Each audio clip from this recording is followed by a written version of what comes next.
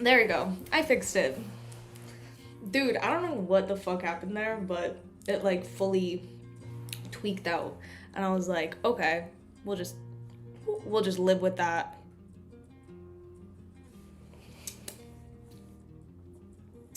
And I didn't have the energy to deal with it, so.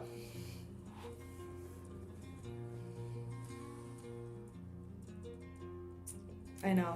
Now you guys are like right here, front and center.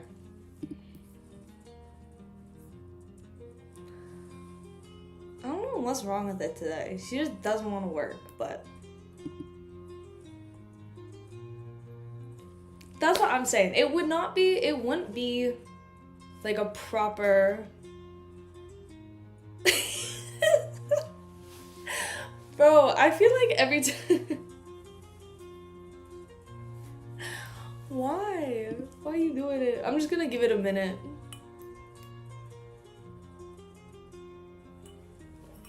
We'll just wait until it fixes itself.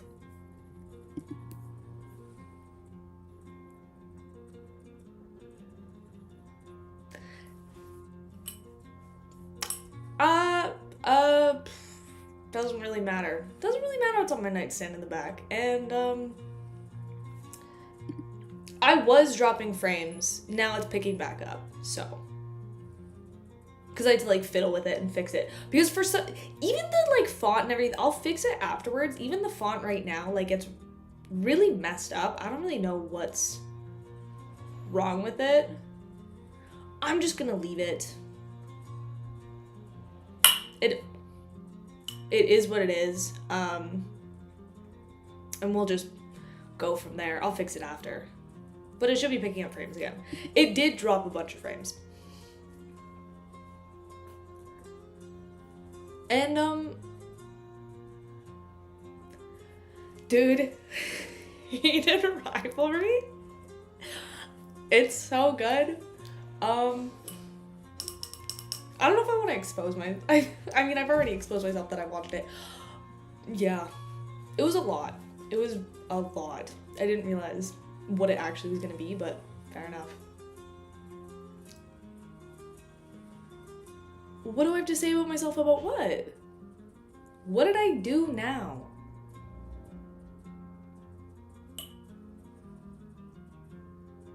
Also, don't worry about what I got going on in the back and in my space.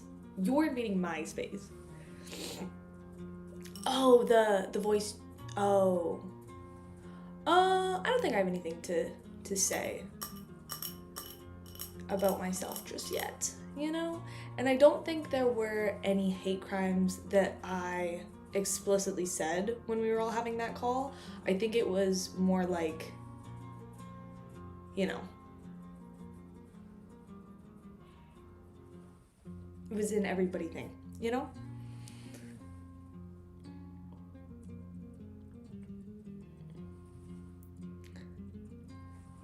I was not shitting on Quantum, and for the record, everybody. I know, I changed it around, we got a new little camera angle, because I was like, let's be a little saucy with it, and we'll just do this.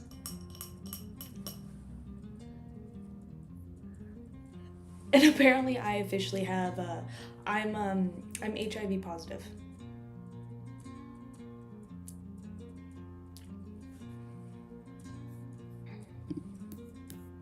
So, we'll go from there. You had to be there, apparently. And for those who were there, I'm apparently now HIV positive, so.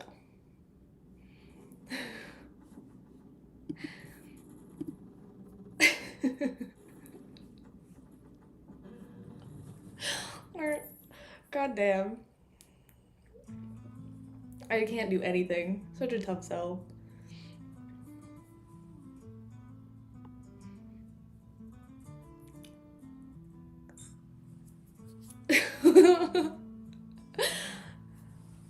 I think Levion, you're gonna have a couple things to clip this stream.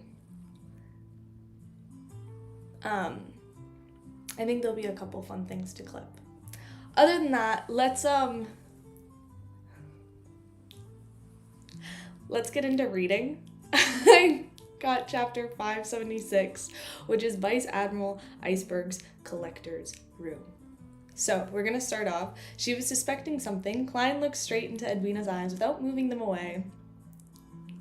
Nor did his eyes blink or dodge. After knowing that Donitz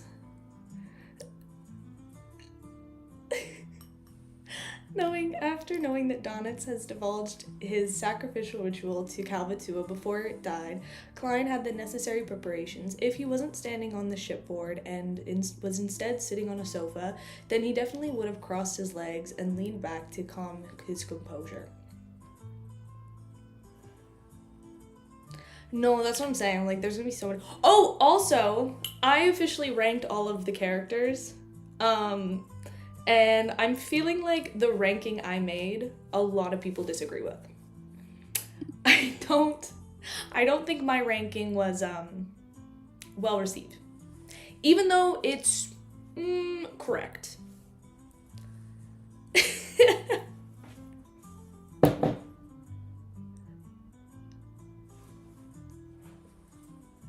Dude,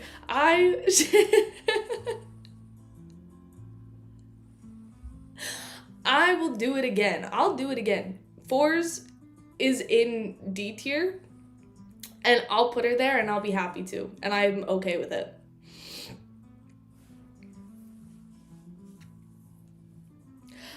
Klein was not in C tier. Sherlock Moriarty was in C tier. Klein was in B tier. And then Gehrman was in A tier, so he had one in each. And yeah, Captain Dunn over Klein.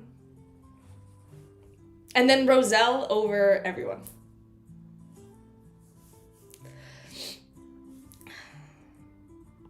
Trissy deserves to be in C tier though. She didn't do anything really. And you know what? I will take it. I did forget Susie. And that one's on me.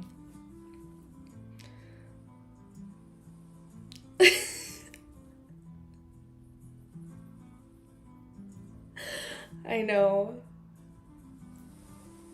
Well, I haven't gotten that far. Because here's the... Dude.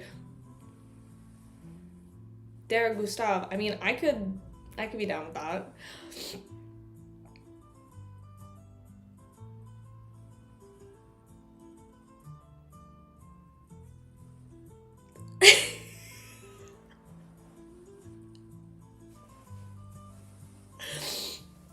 I don't know what you're talking about, Harsh. Roselle Bachelor. Oh my god, Gehrman and Roselle. Reverse harem? With Gehrman and Roselle? Oh my god, yes.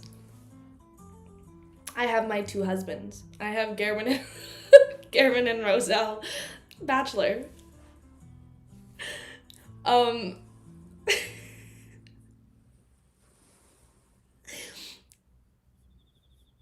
And also, look, it wasn't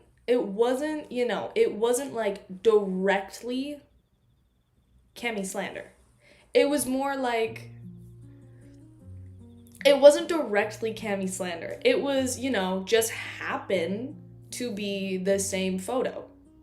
You know?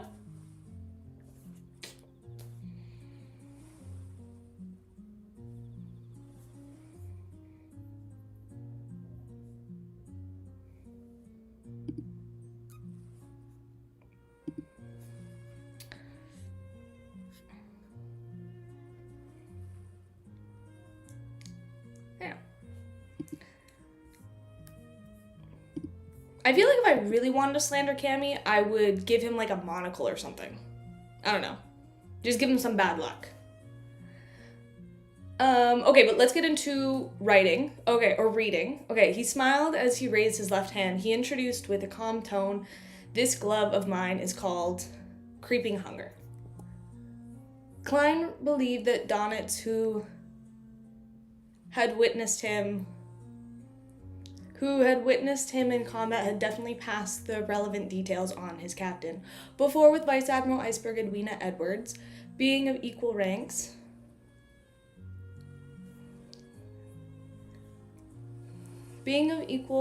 as Vice Admiral Hurricane Klein goes, it wasn't difficult for her to guess that he had acquired creeping hunger. In that case,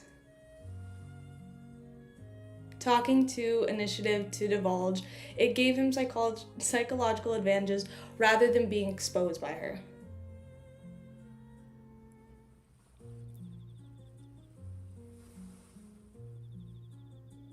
Cammy, you were never a mod.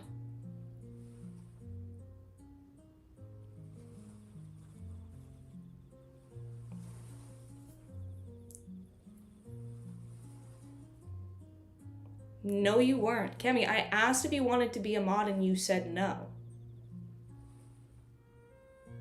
Do you want to be a mod? You weren't a mod on this channel, Cammy.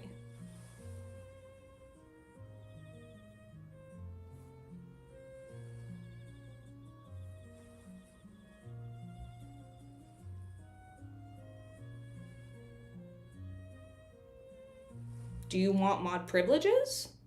Because we already have like 3 mods, so I don't know if you need to be one also.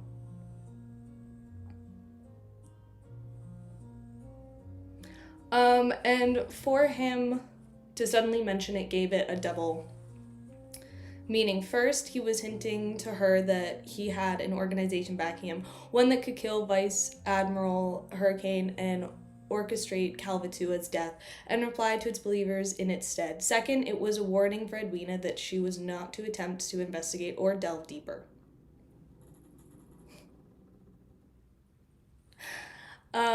Into the matter. Otherwise, the instantaneous death of Vice Admiral Hurricane awaited her. At this moment in time, Klein continued maintaining Garamond Sparrow's persona. He didn't directly threaten her or refuse to admit it. Instead, he provided a calm answer to hide madness within it. Edwina Edwards nodded slightly and suddenly changed topics. I plan on providing a certain amount of assistance to the resistance in the Rorset Archipelago, mainly in food and fabric. Assistance her backing faction is against Lowen, or it just wants me to make things difficult for the Church of Storms. Klein wiped his smile and calmly replied, "This has nothing to do with me. Don't expect me to trip up," he said silently to himself. Edwina turned her head and raised her arm to point to Blazing Downits, who was drinking while secretly stealing glances. "I will entrust him to handle it, including contacting the resistance and confirming the time. We'll arrange for a private harbor, and I wish you can provide sufficient help." Donnet spewed out a golden waterfall from his mouth. The 2 pirates sitting beside him laughed as they bent their backs and struck the deck, spewing out the beer they had just drank. One of them had dark skin, like he was covered in a layer of metal skin. His waist was rather thick, and although he wasn't fat, he had no curvature to speak of. Edwina retracted her gaze and added in the unhurried manner before Klein could speak, "You're an adventurer. I believe you won't decline a job that pays well. You really have found me an excellent excuse." Klein smiled in response, of course. He didn't ask much that payment was, while Edwina seemed to forget mentioning it. This intelligent and beautiful pirate, Admiral Gloomy, said, "Senior got someone to pass me the news, and he's willing to buy the key to the Giants, which I previously discovered for 5,000 pounds. It was the item proclaimed to be Death's Key. It was a gigantic black iron key that nearly made Donitz lose his life in Bayham. Klein suspected that it didn't originate from the Dark Second Epoch, but it was something that was connected to the Giant King's court. She's hinting at me to offer a price. Klein was first taken aback before he came to the realization he couldn't help but inwardly mumble, 5,000 pounds. I don't even know if the key is of any use, or if it really involves the Giant King's court. If it doesn't have anything to do with it, I can return it for a refund. Besides, there's no prior information about it. Even if I take it above the Great Fog to divine it, I would receive any effective revelations. Yes, a simple interference is that if it doesn't involve the Giant King's court, but some other treasure that I have no idea about, then I would be useless if I buy it. The only benefit is that I will distribute Admiral Blood's plans. It harms him without befitting him. If it involves the Giant King's court, Admiral Blood is unlikely to find the target location, even if he bought it as it's located in the Forsaken Land of God. Besides, I plan to hunt him. When the time comes, I can obtain the key without spending any money. It's equivalent to having him buy it for me and watch over it for some time. Although such thoughts are very idealistic, it's not impossible. Klein pondered for a few seconds and said it might be hiding a huge secret. He deliberately mentioned this to make Vice Admiral Iceberg unwilling to sell the gigantic black iron key to Admiral Blood Sr. It was to prevent the latter from rapidly strengthening himself after obliterating the treasure and step into the demigod realm. That would bring considerable calm upon Klein. Edwina listened silently and didn't continue on the topic. She turned her body halfway around and pointed at the cabin's entrance. "Breakfast is being prepared for you." "Thank you." Klein took off his hat and bowed. As he followed Vice Admiral Iceberg onto the cabin, he quickly recalled the conversation they just had and sought out the true motive behind Edwina's invitation. From Gammon Sparrow's identity problems to the mystical item suspect to be Creeping Hunger, to the matter of a sacrifice to Calvatua, while the dead sea god continues responding to believers, all of these matters put together does not one to imagine that I have a secret organization backing me, one whose motives are unknown. As for the faction that Vice Admiral Iceberg belongs to, it's very wary, guarded, and interested in the matter. Therefore, it got her to probe me in person to see if they can obtain something. There's still rather friendly at the moment, extending their assistance to the resistance in a way to convey their intention. It seems they're leaning towards cooperating with the organization backing me.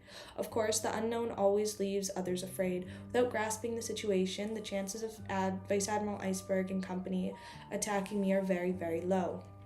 They realized that the secret organization backing me was established only about half a year ago, including the world and Miss Geo, whose connections has been established but not recruited. There aren't many than 10 people. I wonder if they would get so infuriated that they would end up losing control. As he thoughts raced, Klein entered the cabin and followed a dim passageway, passing through one wooden door after another. He followed Edwina up some stairs and arrived at a brighter second level. Before entering the pirates' dining hall, they passed by a half-open door. Klein casually glanced inside and saw a gigantic black iron key sitting on a wood table. These items are evident of our various treasure hunting expeditions. Most of them are mementos, while others have yet to show their value and require further studying. Edwina appeared cold, but her explanations were in great detail. It had the feeling like she was afraid that he wouldn't understand her or was left puzzled. And when she mentioned the word study, her aqueous blue eyes clearly lit up a little bit. Evidence of the various treasure hunting expeditions, Klein couldn't help but look inside carefully. At this point, Edwina pushed open the door and walked in. She then introduced in passing, "This is a gold coin from the 4th Epoch Solomon Empire." Klein's gaze shifted over and saw a coin placed inside a frame. It was entirely dark golden coin, as though it was combined from two semicircles of different dimensions. It looked extremely asymmetrical, and there was a sharp crown engraved on the surface. It looked very similar to the crown worn on the King of the Five Seas Nast. Edwina was like an owner who liked to flaunt her collection. She began introducing the items in the bedroom, masking Klein recall a familiar person, old Mr. Eye of Wisdom, a great detective, Isengard Stanton. In regards to the trait of flaunting collections, they're very similar.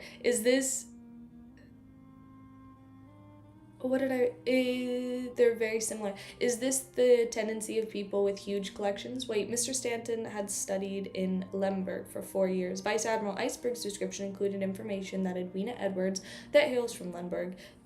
Lemberg's capital, is the headquarters of the Church of God of Knowledge and Wisdom. Mr. Stanton has also admitted that he converted his faith to the God of knowledge and wisdom while studying abroad. Could the faction backing Vice Admiral Iceberg be them? Klein listened in thought until Edwina stopped in front of the huge iron black key. Just like he had seen in his dreams, the key was about to the size of 7-string zither.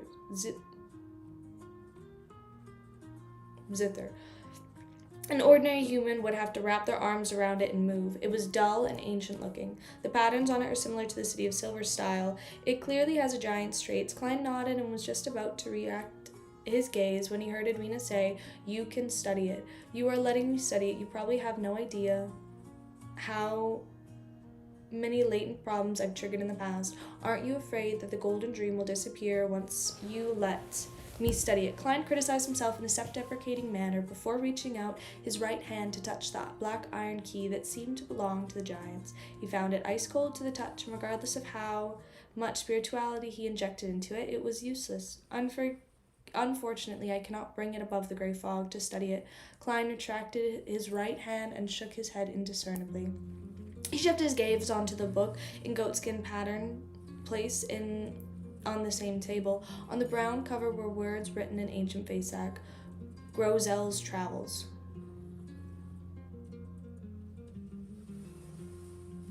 It originates from the sinking ship. It had been soaked at the bottom of the sea for 165 years without suffering any damage. And Weena introduced, it records a story about a giant named Grozel. He had decided...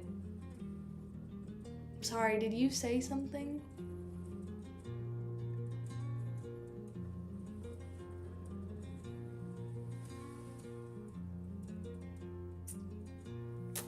I will fix it. I will fix it after I'm done. But the later pages cannot be opened no matter what methods are used. You can give it a try. This isn't a notebook in a journal style, but rather a novel. The novel sure is odd. It puts together characters from different epochs and eras. It should be something that was recently produced. Klein flipped through the book and found the yellowish-brown pages to slide past one after another. The contract was roughly what Edwina said, but the story rather appeared abrupt and fractured. It kept making Klein suspect if he had missed a paragraph. For example, the protagonists would become familiar with one another moments after encountering each other as strangers. Would become familiar with one another. There should be a comma there. Moments after encountering each other as strangers. Soon he browsed to the last few pages and found that they were stuck together. There was no way he could pry them apart. Such effort probably can be dealt with above the grey fog. I wonder what sort of accidents might happen. Klein turned his head to look at Vice Admiral Iceberg. Edwina fell silent for a moment before saying, "If you wish to have it, I can sell it to you. I've studied it for years without gleaning anything from it. However, I have one condition." "What is it?" Klein returned with a question. Edwina pursed her lips and said, "If you figure out something, you have to tell me the result, so that I won't have to be puzzled over it. As long as you can agree to these conditions, I can sell it to you for cheap." Klein's interest was suddenly piqued. "How much?" £8,000, Edwina said calmly. Klein deliberately pondered as he nodded indifferently. I'll consider it. I'll consider how to pretend that this never happened," he thought silently to himself. Chapter 577, book from more than 3,000 years ago. So I feel like we're probably going to get a pretty big lore drop. That's what the vibe is giving.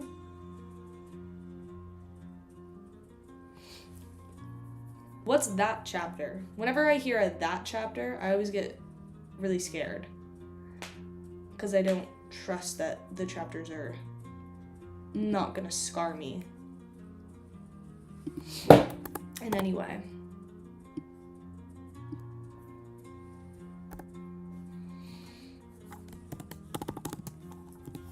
Especially if it's Cammie's favorite. I feel like that would make it even more.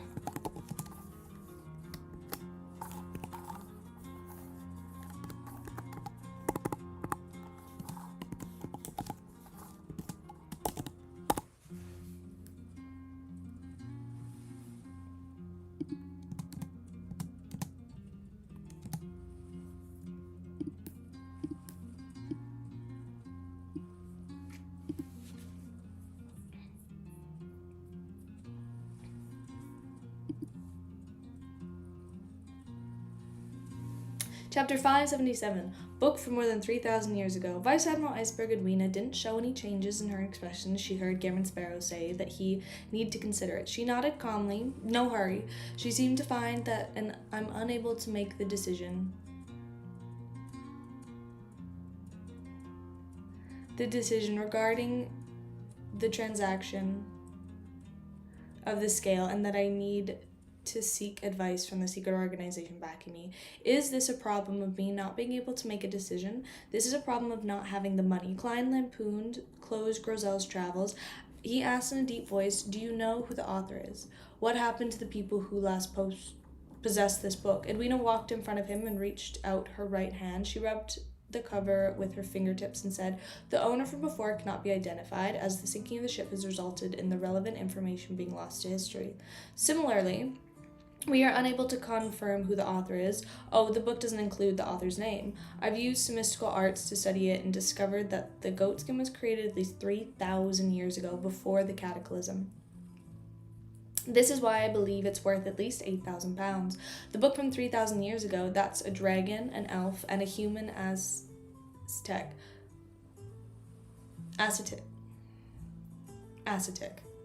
A Solomon Empire noble, and a Loan soldier. These are all concepts from the years later. A magical book that contains the power of prophecy, or did someone specially use an ancient goatskin to create it? But it's meaningless to do so. It's purely a hoax. Klein deliberately curled the corner of his mouth without any intent on smiling.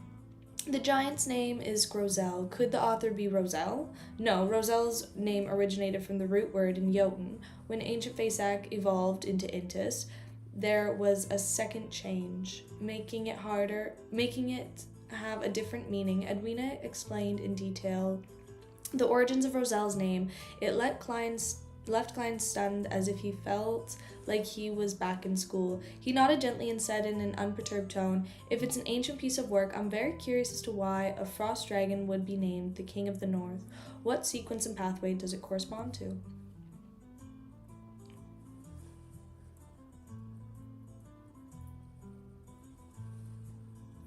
Edwina raised her gaze from Groselle's travels and looked at Klein. Before the appearance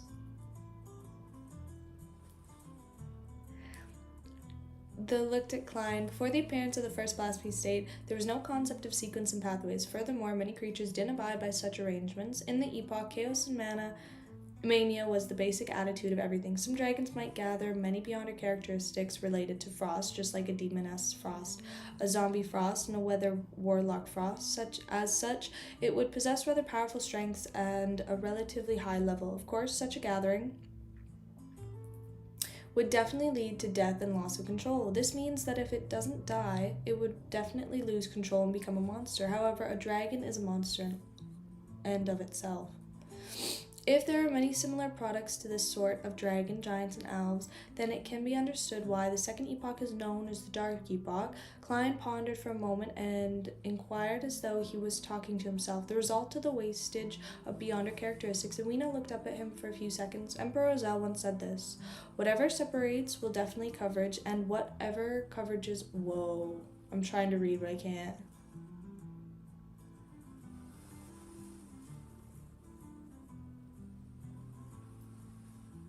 Whatever separates will definitely converge, and whatever converges will definitely separate. The Emperor said this before. I understand the first part.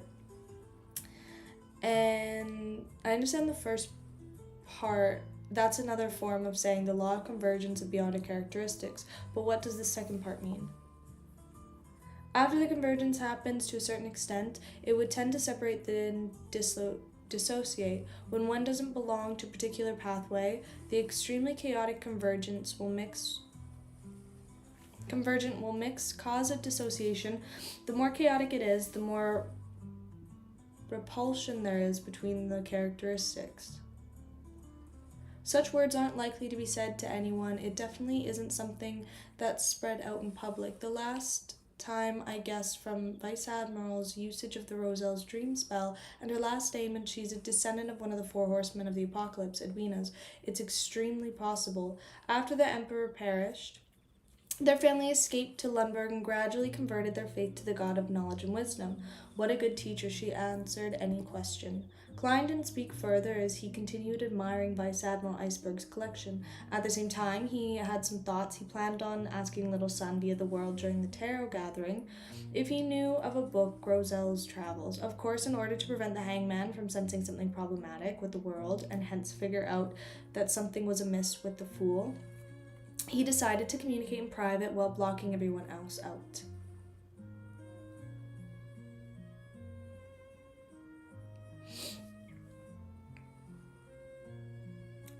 After a brief excursion of the room, Edwina leaned led Klein out to enter the captain's room in the dining hall. The relatively special food here is yogurt. You can add strawberry jam and other things. You can also directly add honey. Edwina pointed to the row of food outside. I've never heard of pirates having yogurt. There's some dried fish. Some dried fish isn't bad. They come from the deep sea, species that have yet to be named. As she spoke, she gestured for Klein to take the food and himself to bring back to the room. She then got up and made herself an example. Klein took some yogurt in unknown origins and added the few spoonfuls of honey. Then he carried his tray and placed pork sausages, buttered bread, and other foods on it.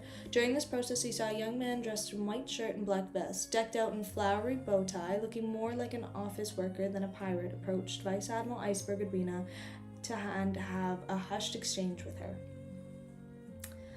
The man had pretty good looks and almost blonde hair, other than the slightly black hair roots. His hair was neatly combed to the side. His eyes were very light green color, and his nose was sharp. He had thin lips and made him exude a trustworthy vibe. Don't be fooled by this guy's appearance. He's a wolfish can. He smirks deep down. Donitz whispered in contempt, having entered the pirate's dining hall and arriving beside Klein at some point in time. Klein turned his head and glanced to him without saying a word. This is because he knew Donitz would offer to explain without him egging him on. Without waiting for Donitz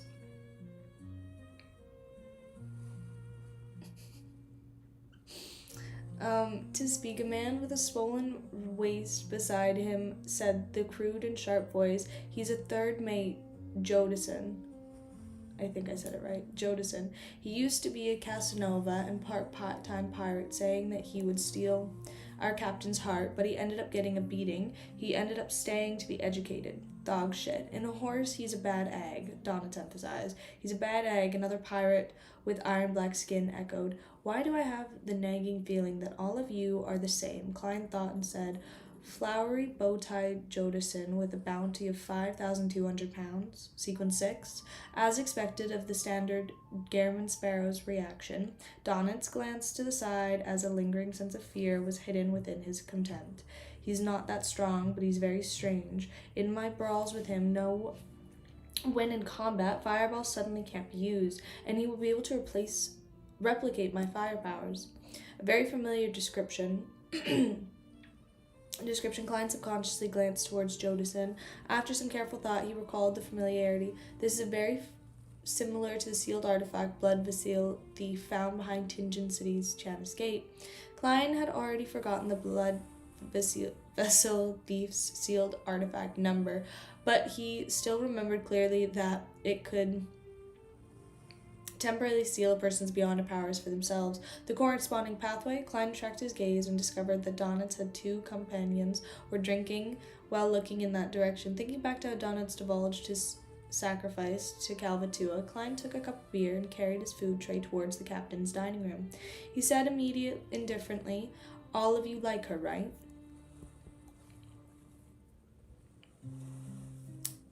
Behind Klein, there was a sound of alcohol being spewed out at the same time. He saw Donitz jump backwards, although the corner of his eyes looking at him in horror before turning his head in relief to size up his companions. They had unknowingly opened up a gap between themselves. As they look in their eyes turned complicated.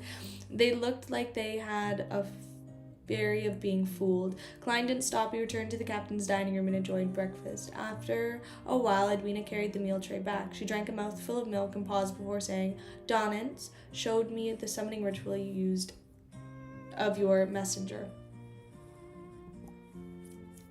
It mentions that 1 gold coin is necessary component.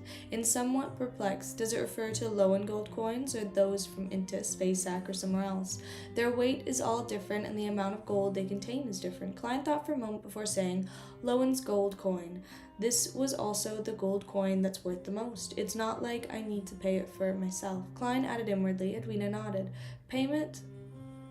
There's not too much going on in these chapters today. They're pretty much just kind of there, and I'm just reading.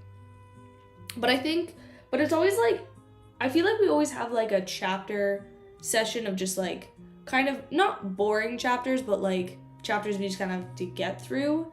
And then later on, so like tomorrow or Tuesday, we'll probably have like a more of like a sped up set of chapters, I'm assuming.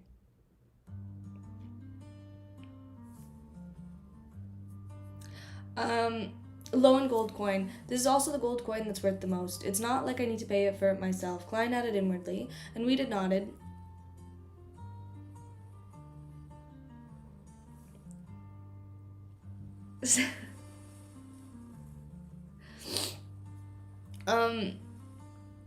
I've never been racist in my entire life. I've never said anything rude, ever, especially not to any of you. So that's not happening. And you know what? I actually do have a theory from something I read, so I will bring up a theory that I have right after we're finished this chapter. I have 3 more pages left. My sister just happens to have a boyfriend who has a thick Indian accent because he's from India, and I said I would not try and copy that accent because it would be very offensive if I did. Nothing that came out of my mouth was rude or racist or anything like that. That's all I said. You guys took that and turned it into something else. Just like when you took, I don't even know who started. I think I got HIV. The whole HIV thing started from Bullseye. That's what it was. He was patient 0. So that was that. And then that blew into something else. Thanks so much.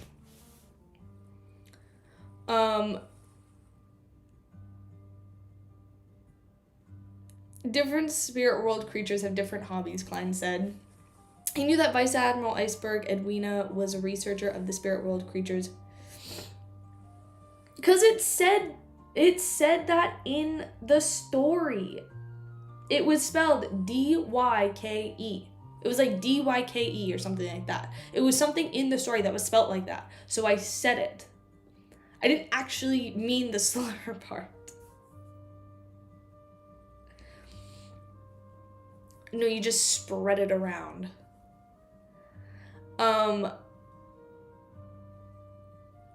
Furthermore, he wasn't lying. He just hid the fact that the messenger's owner could also pay for it. Yes, Edwina very seriously answered him.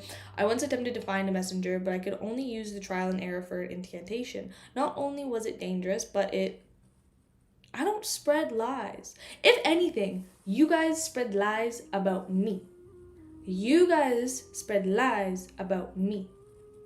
The amount of slander and lies and just genuine defamation my name gets dragged through every single stream is insane.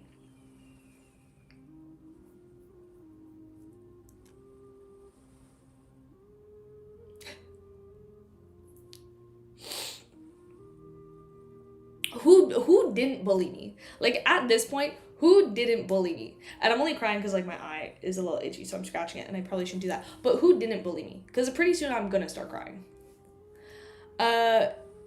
He knew the Vice Admiral Iceberg Edwina was a researcher of spirit world creatures, and he believed that she could understand what he meant. Furthermore, he wasn't lying. He just hid the fact that the messenger's owner could also pay for it. Yes, Edwina very... Here's the thing. I've wondered who the biggest op is in the chat. And for a while there it was Harsh. And then it was Cammy. And they're still up there. But genuinely, Bullseye, the amount of times your ass comes for me every chance you get in TikTok comments, the stream, the server, literally anything. Number 1 op. It is. It really is. And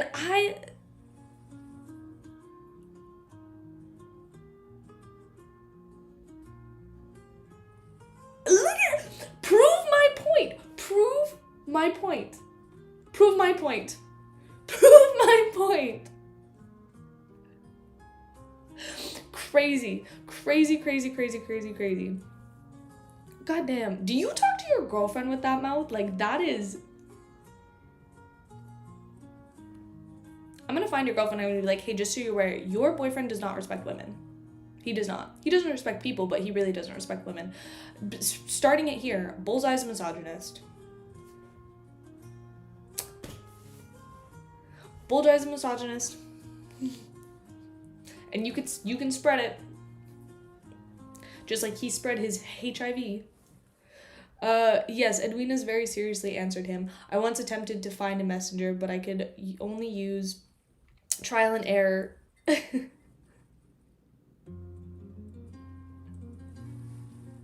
Trial and error for an incantation. Not only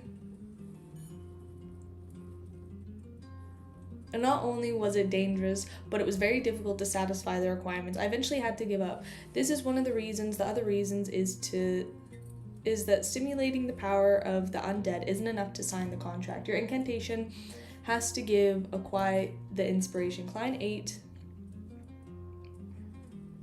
Thank you. Bullseye is ableist. He's misogynist, ableist, and honestly, I heard some comments yesterday. Probably racist. We can add transphobic on there too. Rack up the list. We can find proof. We can everybody dig dirt. It's probably not going to be that hard. Klein ate his breakfast in silence without explaining anything. That was because this was the knowledge he had learned from Mr. Azek. He wasn't in liberty to teach it to others without receiving permission from him. After a delicious and quiet breakfast, the Golden Dream approached the private harbor and dropped Klein and Donitz off. Donitz looked back at the glimmering golden ship and suddenly sighed. I feel like my friendship has sunk into the ocean. Klein pressed down on his hat and calmly said, losers can always form alliances amongst themselves. Donitz was unsure whether he should be happy or sad. After changing their ideas in creature fake identification, they successfully brought tickets back to Bayham and boarded the ship. Klein finally had a private space for himself. He entered the washroom and went above the gray fog and began scanning through the believers' prayers. This time, the first thing that appeared before him was the bald member of the resistance, Khaled. Honorable God, we have discovered the whereabouts of red-haired Helena. She's currently hiding in the Intis embassy. Are we gonna go to Intis? Yay! This has been confirmed by the laundry maid and gardener. Chapter 578, Abduction. Are we finally going to go to Intis? I've been waiting for this. This is the homeland of one of my husbands. So I'm really excited to see where he came from.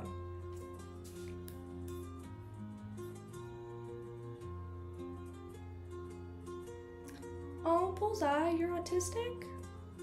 That's okay. You know, everybody's got special things about them.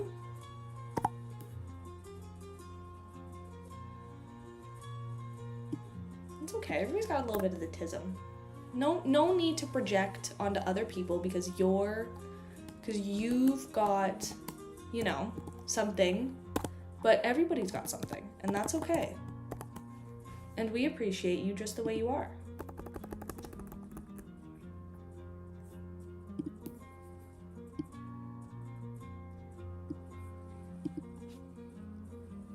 Oh, a mod ranking?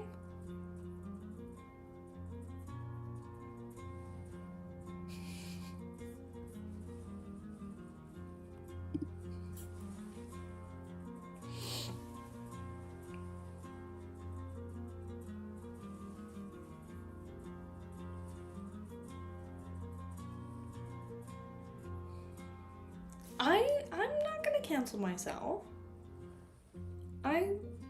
I've never done anything wrong in my entire life. And we all know that too.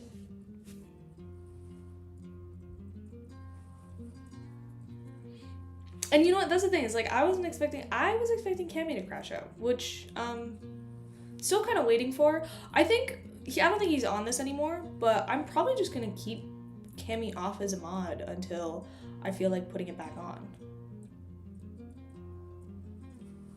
And you guys should all just make fun of him for not being a mod. Yeah. Oh, okay. Theory time. Okay, so you know how... I know it didn't work, but don't worry, it will work. See, I'm in it for the long game. I know how to wait. Okay. So theory time. So you know how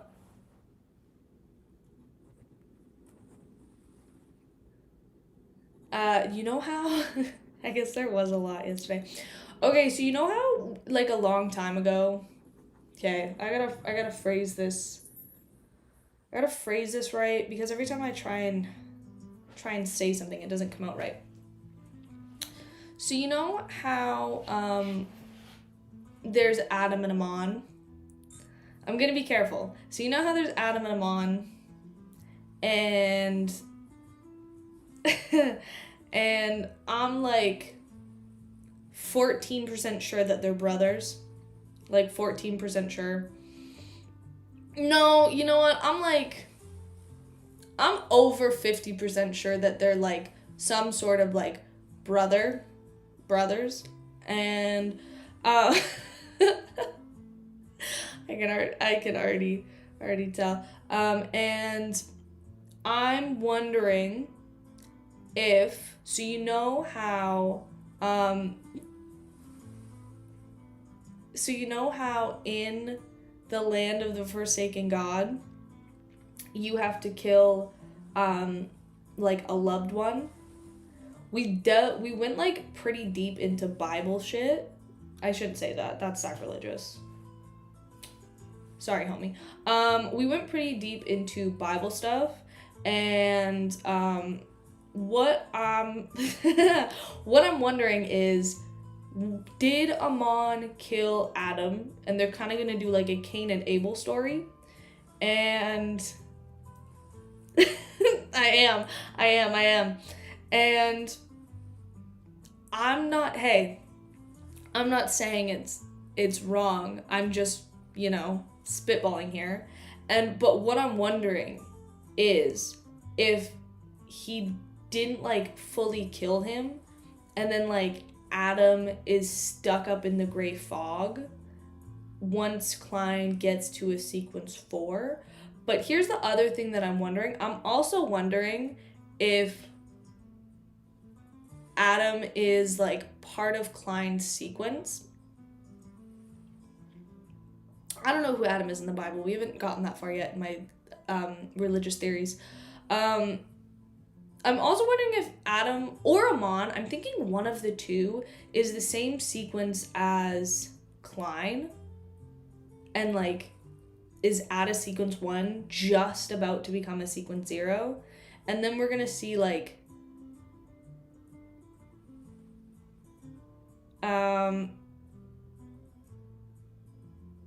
and then we're gonna see like them kind of battle it out, So those are like two things that I'm wondering right now.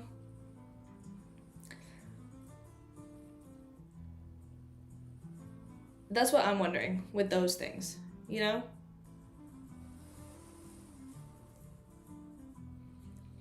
And we all know that I'm cooking. Every time I come up with a theory, I'm cooking. That's straight vodka. It's straight gin. I'm actually right now gone. No, okay, so here's the thing. I know that Derek's not actually Amon's son, but I love the idea in my head that I don't know where I came up with this or why I have this envisionment in my head. I love the idea of Amon being Derek's adoptive father. I don't know why, but it's happened and I can't get rid of the idea. And I'm just going to keep building on it in my little Amon and Derek series, just so you guys are aware. And I love the dynamic. It might be, even though it hasn't even happened in the book actually, it is, just from my own delusions, one of my top 5 favorite dynamics that we've had in the book. Out of pure just delusional want for this dynamic. In the Inta's embassy of the City of Generosity, Bayham, Helen sat in front of the dresser looking at her beautiful...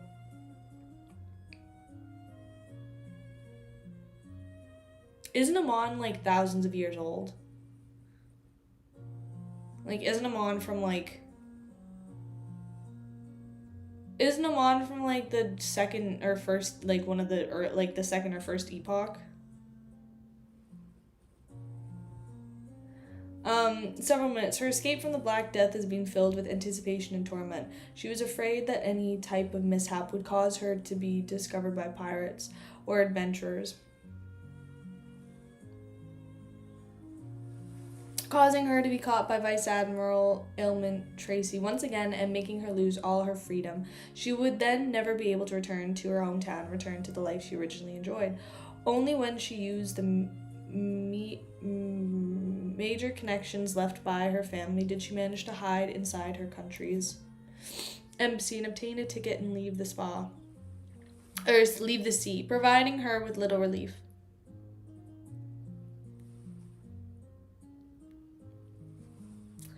Dude, I thought of one where Eamon was gonna make him a little lunch and send him off to school. But instead of school, it was probably gonna be to his death on a new adventure at one of Eamon's temples. And he'll just meet him there. Bring your kid to work day. Embassy to obtain a ticket and leave the sea, providing her a little bring your kid to work day one would be good. However, this still wasn't enough and make her feel at ease. She believed that everything would only be truly over when she stepped onto the northern continent. With this in mind, Helena couldn't help but raise her right hand and touch her cheek, which weren't considered fair but was sufficiently healthy. She realized that her exquisiteness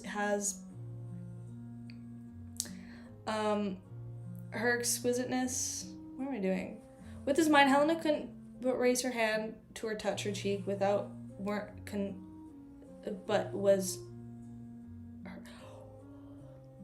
I'm just lagging as a human being right now. Whoa. It's right here. I always keep it very close by. Don't ask me why. I think I've grown an attachment to it. I'm not gonna lie. She realized that her exquisiteness has improved significantly since her time as a sea merchant. She felt like time is reversed, making her mistake herself, as returning to the days she was a young lady. In fact, after entering the Inta's embassy, she had an additional choice other than escaping the sea: cooperate with the Church of Storm's Lowen military or the embassy by using herself as bait. They could capture Vice Admiral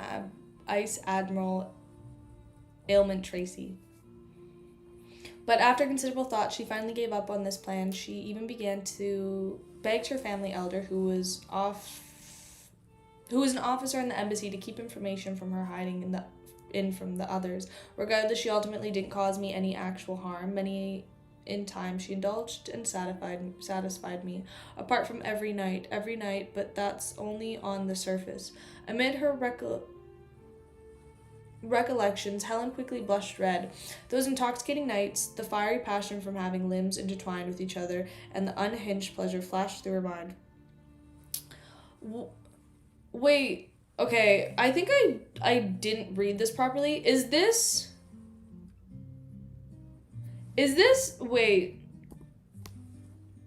Vice Admiral Iceberg? And no, this is Vice Admiral Aylment Tracy and Edwina? Okay, I was wondering. I was like, did they dock the ship at Port Scissor City? They did. We love this. Good for them. But that's only on the surface. Amid her recollection, Helen quickly blushed red. These intoxicating nights, fiery passion. Yeah, okay. Helen slowly took a deep breath before exulting. She shook her head and made her pining for freedom, her homeland, and her family occupy her heart again. For a second, I didn't know what I was reading, and I was like, it wasn't adding up, but now it does. She once again looked at the reflection, coiled up her droopy red hair. Then she thickened her eyebrows and makeup and darkened the contours, making her facial feature sharper and pronounced. I think that's what I read.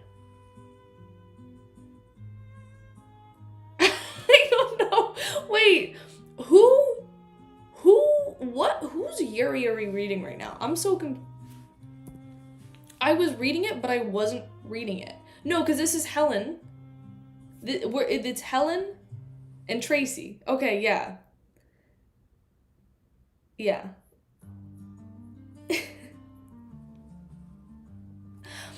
It's Helen and Tracy. Okay. Because then I think Unknown said Tracy and Edwina, and I was like, wait, did I read this wrong? Was it not Helen and Tracy? But it was.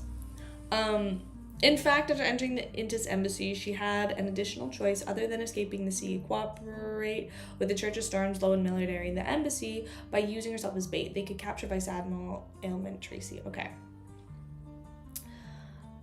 Regardless, don't worry, it worked. Everybody's getting rage baited tonight.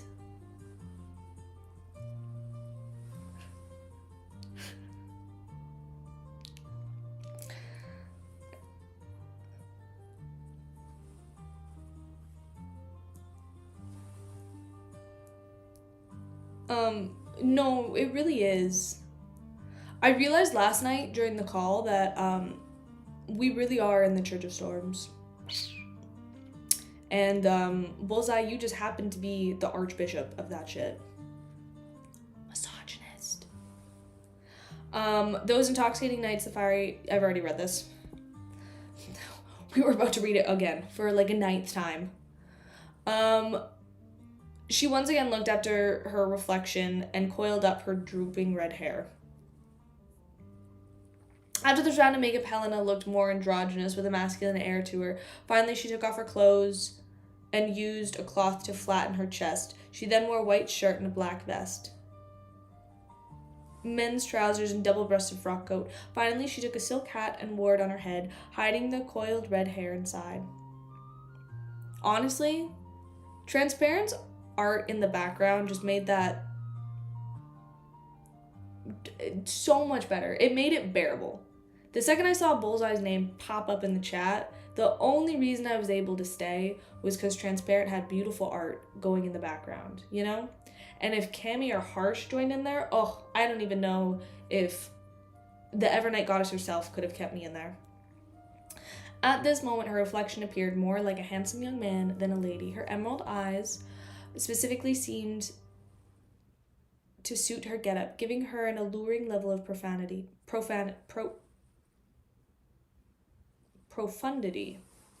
Not profanity, profundity. Helena patiently waited until someone knocked on her door. She picked up her luggage and walked out the door. She followed the good friend. Bullseye, you're the one who said that I was less than a dog. You're the one who starts all of the slander. She picked up her luggage and walked out the door. She followed a good friend and a senior family member all the way to the side door of the embassy gardens. The carriage was there waiting for her. It would send her to the harbor, where she would board a liner and head for the Lowen Kingdom Prince Harbor. There, she would make a detour and return to Intis. And David too. David also does this stuff. Helena and Auntie tracking beyond her powers, she carefully observed the surroundings, including the carriage driver. A thin and versatile local doesn't like wearing hats. His looks are identical to the one I met before. He looks a little nervous, but that's normal. After Helen did her final check, she thanked her family, senior friends, carried her luggage, and boarded.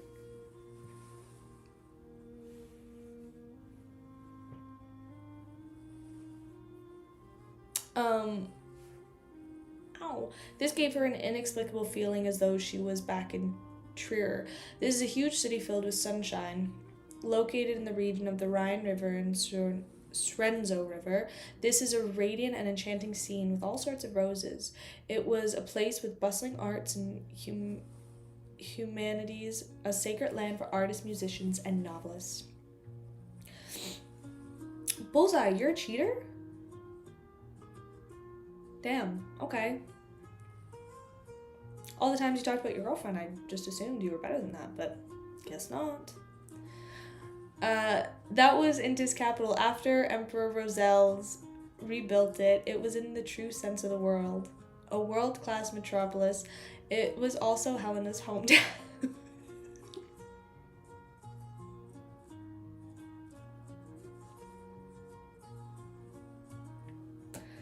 I cheat on tests, women, taxes, and in Monopoly. But, so see how you're contradicting yourself like a liar and a cheater would? Might want to... Your mouth, you're saying one thing, but I think your body's trying to say another. It's trying to snitch on you. So I don't know, I don't know what, I mean, it might be a joke to some, but I don't know if the people you're cheating on will find it a joke. But that's okay. You know, everybody's got their vices. Is the route correct? Helen moved from her seat and carefully asked the carriage driver. She was prepared to jump off the carriage and produce a fireball at any moment. The carriage driver didn't look back, and he continued looking forward. He said with a, what did he say? Sycophant smile, "Honorable lady, this route is closed, and it's not that easy to get into jams. As you know, Ban was built years ago. Back then there weren't that many people or carriages. Many streets are narrow around noon, and in evenings it's very easy to encourage jams. Walking would be even faster than taking a carriage. Is that so?"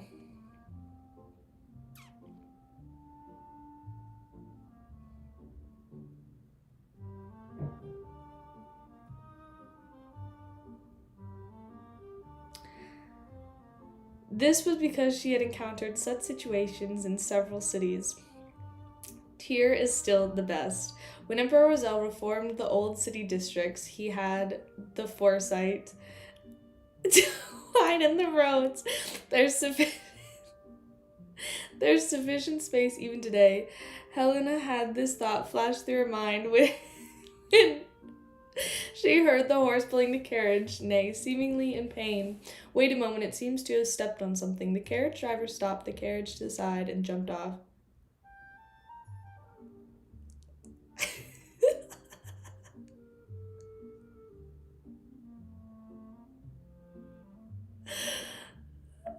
Helena originally didn't think much of it,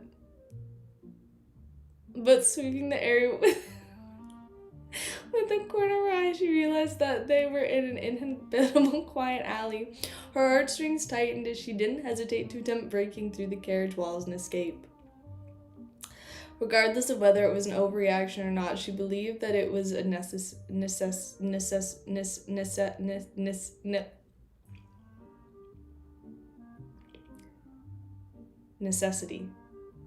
It's not even necessity, it's fucking necessary. Holy shit. At that moment, an intense horror surged out from the bottom of her heart. It felt like she had been locked onto an extremely hungry monster. The pressure she felt at a spiritual level left her hesitant. She didn't dare to rashly take action. Following that, she heard a deep voice. "I won't harm you. I have some questions for you." Helena's mind raced as she quickly considered the option placed before her. Ultimately, she didn't rashly escape. She sat back in the spot under tremendously terrifying pressure. She planned on assessing the situation before adjusting her plan. The door to the carriage opened, and the thin and vital local carriage driver walked in. He sat opposite Helena, and he was none other than Faceless Klein. In order to act as the carriage driver, he had specifically practiced how to drive the horse and carriage. This was a technique he had failed to properly learn while he was in Tingen City Nighthawk Squad. Due to the lack of amount of time he didn't master it successfully and could only use creeping hunger's aura to successfully make the horse obedient. At the same time, Donitz, who was hidden nearby, ran over quickly and took the carriage driver's seat and began driving the carriage. His round felt that pressure was low, and he was dressed like a real carriage driver. Helena bent her back in a guarded manner like a leopard who was ready to pounce at any time. She felt that the gaze of the man opposite her was sweeping through her forehead. Her eyebrows, her eyes, nose, mouth, cheek, waist, and legs. It left her extremely uneasy. She had encountered such gazes and methods of sizing her back in Trier, and during the days when she was out at sea, it was something that disgusting perverts filled with sexual desires possessed. But this time, she strangely didn't feel insulted. She didn't have the feeling that this man would rip off her clothes or was fantasizing about something abnormal. Instead, he looks like he's studying food. He's like an icy cold snake that's slithering across my skin. Helena finally couldn't bear it as she asked, "What question do you have?" After finally grasping her looks and features, Klein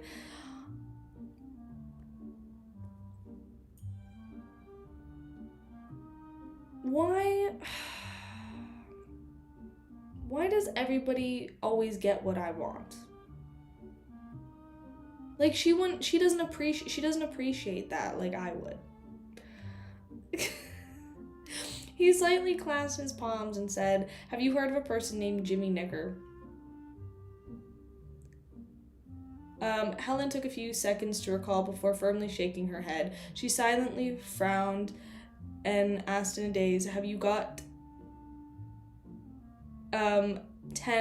I'm not, what? Does it look like I'm actually crying? Because I'm not crying. I just have, like, wet eyes. They're a bit irritated.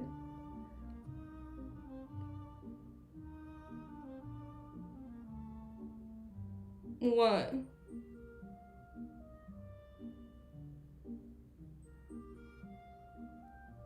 I didn't say it. It's Nick-er.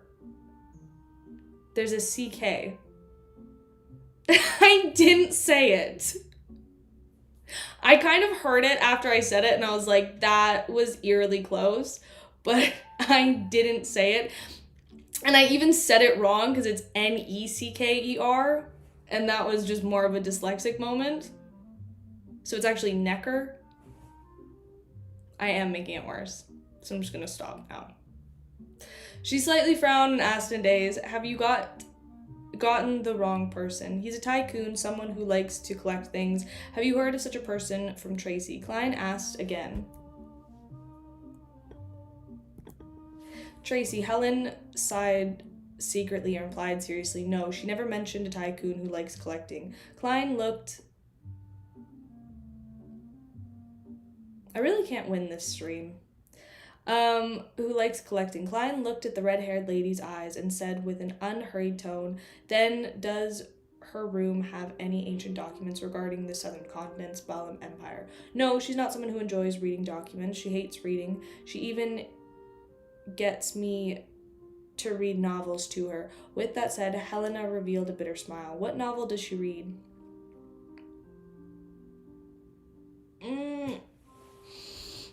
"What's your top 3 favorite abilities in Lord of Mysteries? Example to help. Magician paper figurine substitute."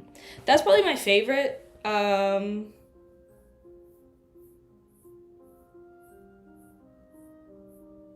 trying to think. I feel like that one's probably my favorite. And then my second favorite would probably be...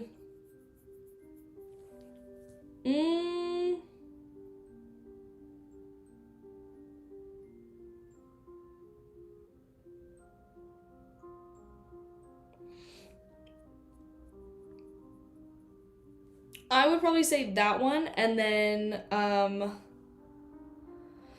probably the one that Madame Dally has, where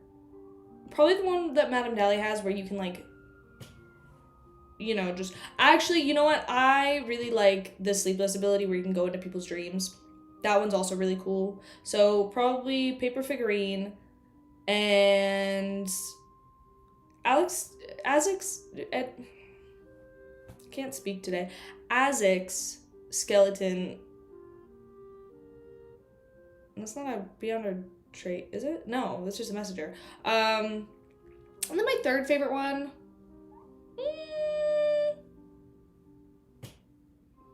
Honestly, it's probably just like Klein's faceless ability, how he's able to change into... The Seer Pathway, I know that's the one we learn the most about, but it really is OP.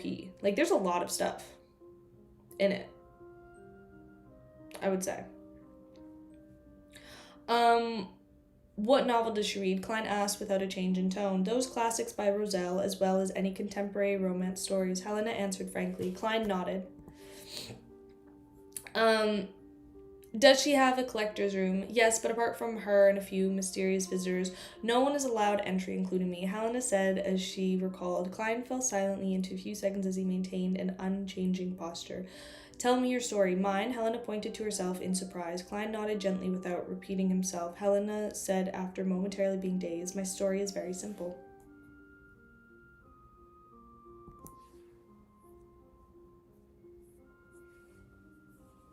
My father is a member of the former Sauron royal family of Intis. He received quite a bit of wealth, but he lost himself to alcohol, mistresses, marijuana, and gambling, causing him to eventually go bankrupt. I feel like Intis is just like the Vegas of this world, you know? That's kind of what I'm getting, like the vibe I'm getting here. In order to repay the debts, I chose to accept some conditions raised by the family and become a beyonder. I then went out to sea to become a sea merchant. Chapter 579, Academic Questions. Yeah, that's kind of what I'm thinking. Yeah. It's something. Intis is something. I really am excited for us to finally go there. It is kind of giving French, isn't it? Is that why it's Cammie's favorite place?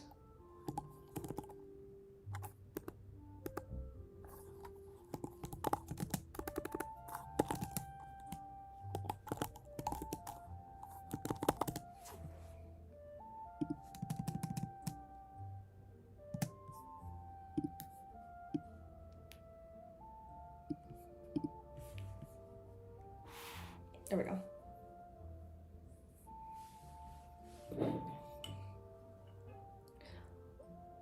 Roselle better not be French. He's not. Ew, I don't want to think. No, it's not.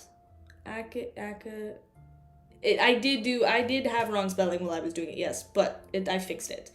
And you know what? Don't say that Roselle is French. That ruins it a little bit. I don't want to think of him as a French man.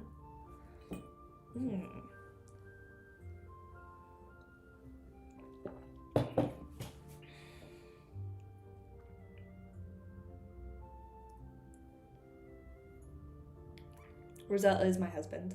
Yep. Heard it here first. Heard it here first.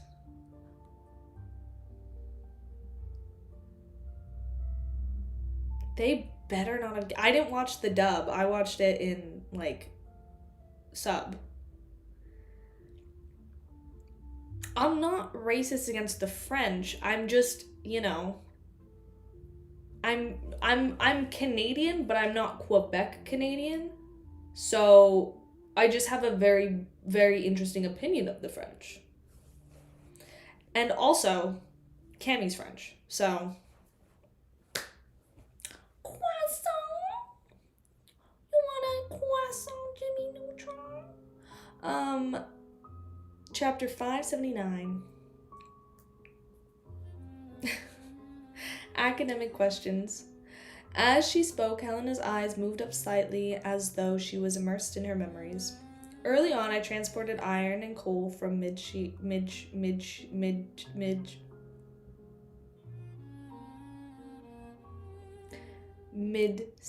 Shire to Fainer Potter. Then I shipped back tobacco, coffee, and cocoa and other native specialties back to Intis. This is a sea route that borders the shore, so it was rather safe. I promise, I made a joke. It's just water. Like, I promise it's actually just water. I can't read these words for some reason today. I'm really struggling. And, I don't know why it's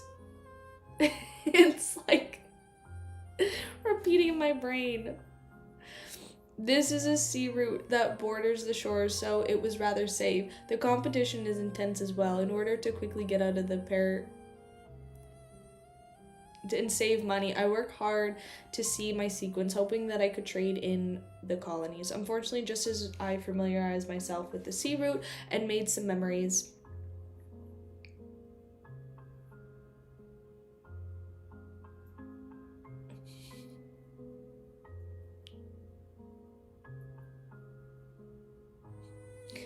spelling. Dude, you spell my name. Here's the thing. You've spelled my name wrong since the very beginning, and I never did anything because I was like, everybody always says it wrong or spells it wrong, and I just kind of don't care anymore. I don't think I've ever met someone who's gotten my name right. I think actually, no, it's a lie. I could probably count on one hand. I think it's been like 4 people in my entire life that have gotten my name right off the bat.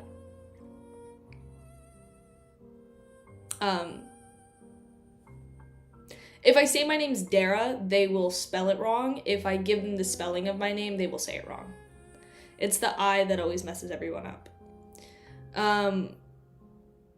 The competition was intense as well. In order to quickly get out of my predicament and save up money, I worked hard and raised my sequins, hoping that I could trade in the colonies. Yeah, unfortunately... But bachelor, I feel like bachelor is easy to say. Like, bachelor is not a hard word to say. My middle name is really, really hard to say. My first name is really hard to say based on how they're written. But my last name is really easy because it's literally wrote as Bat-chelor. It's not wrong. It's actually correct.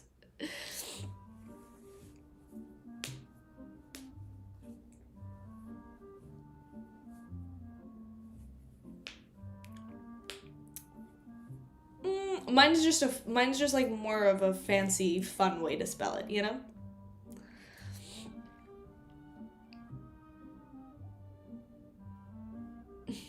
Unfortunately, just as I familiarized myself with the sea route and made some money, I chanced upon Ailment Maiden Tracy, who wasn't Vice Admiral Ailment at the same time, in one of her raids during my second trip to West Balam. She only had one ship back then, but she was very powerful. My partner and I resisted with our lives, but all of that was in vain. She doesn't have the habit of killing mindlessly. Was snatched the goods was as well as myself, as expected of oddity among demoness. Klein listened in silence and used his clown powers to suppress his embarrassed emotions to expressly ask, how far did the relationship between the two of you go? We didn't. Helen instinctively died. She forced me. I didn't want to die. I could only choose to accept it. Besides, the Yuri doesn't sound as appealing right now, especially if it was forced, because that's not cool.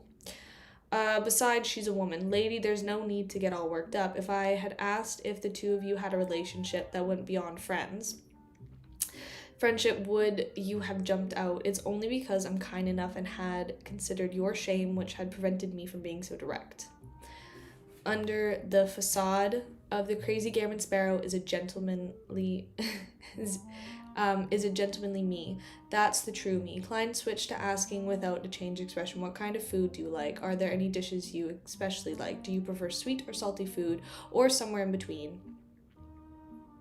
Yeah, it was not consensual, Yuri, and that's not cool.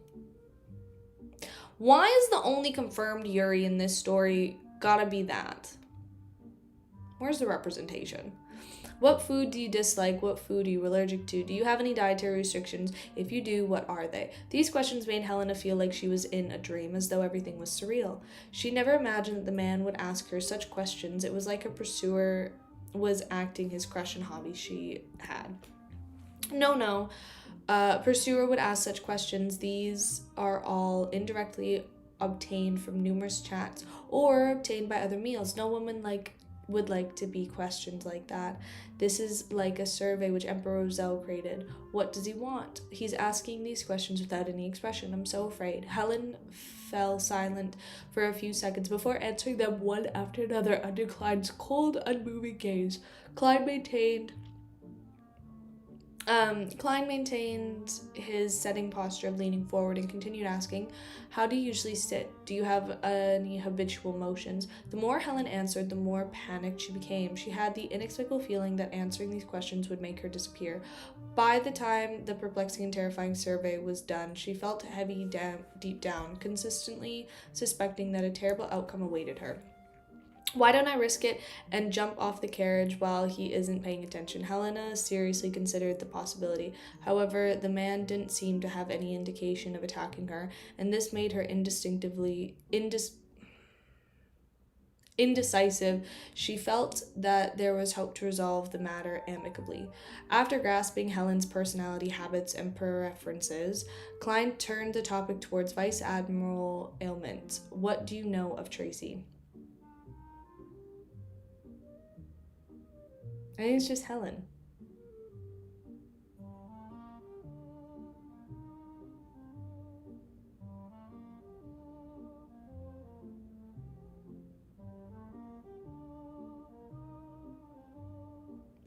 I feel like Roselle probably wrote smut. He, I know, I think I am saying Helena, and, that's okay.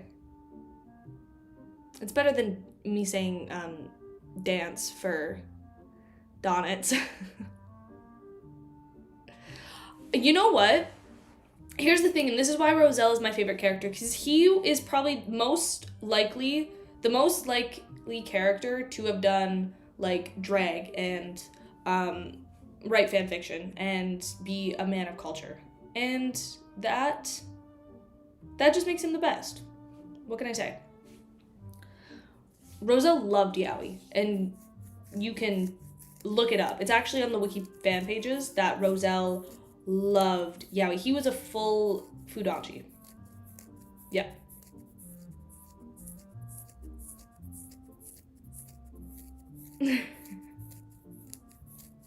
Honestly, maybe it would.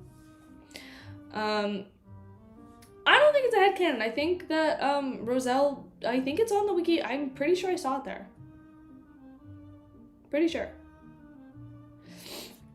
What do you know, Tracy? Helena fell silent in her mouth, quivered a few times. She couldn't bring herself to speak. After the carriage continued on for quite a while, it was only then that she finally smiled ruefully. She possessed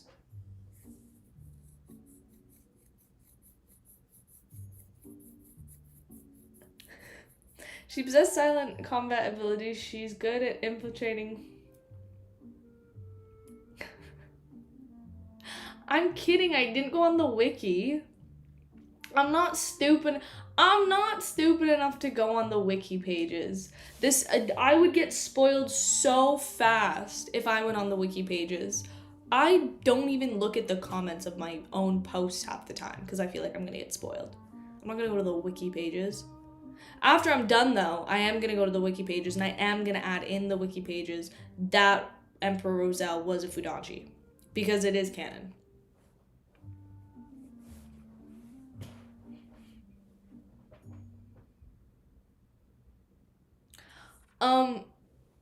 Mrs. Dorr is going through something right now, so me and Mr. Dorr thought it was best if she wasn't in the stream today.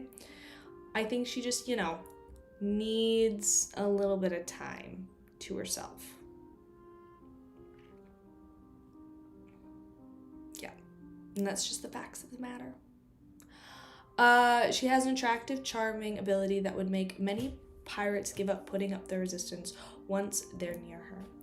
She's often friendly, but she's cruel to her enemies. She enjoys destroying the perfection of others, would wish to protect making them suffer immense pain and torment. Helen didn't go into details on how Tracy destroyed the state of perfection of others. There were many cruel stories and hilarious matters. This ailment maiden had once made her enemies, a father and son duo, kill each other as well. Is it Amon and Derek? Amon and Derek, father-son duo? Kill each other as well as instigate an enemy's wife to betray him and let him come across the scene. As expected of a demoness, she's a sequence 5 demoness who's one sequence higher than demoness of pleasure. Klein gained a basic grasp on Tracy's combat style And he calmly asked, does she have any mystical items? Yes, a bangle that's inlaid with diamonds. As long as she wears it, it's very difficult for Tracy to be injured. Helena hesitated before revealing Vice Admiral Ailment's secret. Klein asked a few other detailed questions as he straightened his body a little. Tracy is helping the demoness sect perform human traffic. I shouldn't have read that the way that I read that. Tracy is helping the demoness sect perform human trafficking. This is something he took great notice of when he heard Vice Admiral Iceberg Edwina mention it. The demoness sect cooperated with Insane well, and it was related to the royal family. It involved the underground ruins, whose location was unknown. Tracy helped them in the human trafficking.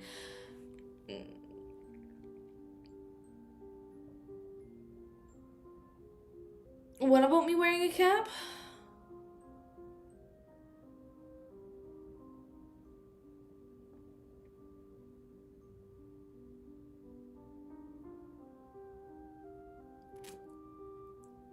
Summarize what happened in the chapters today. I'm gonna finish this chapter and then I'll summarize it.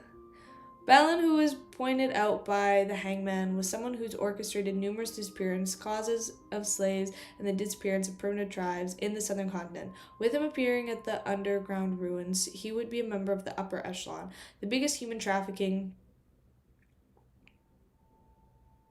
Capim has Beyonders, who were the arbiter pathway protecting him, and this is a pathway controlled by the Lowen and Fainapot royal families, as well as their military. All of these matters that Klein was aware of linked together to form a line, but he was sure what it actually exposed. Vice Admiral Ailment Tracy was a breakthrough point. What demoness sect? Helen asked in puzzlement. You don't have to know. Klein calmly replied, if you don't know what a demoness is and end up suspecting that the extremely charming Vice Admiral Ailment who gives you pleasure is a dirty and savage man, then I'm afraid that you would have lost control on the spot. You don't have to thank me, I'm a good person. Klein lampooned inwardly. Helen suppressed her puzzlement and said while recalling, in recent years she's been busy shipping slaves. The other end of the trade is crazy Captain Connor's Victor. Rumor has it that he and many human traffickers and slave merchants in the Lowen have a deep partnership. Crazy Captain Connor Victor.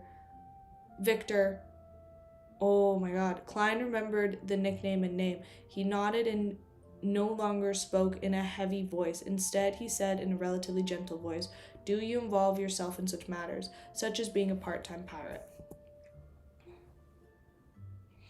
The very polite and admiral tone left Donnet's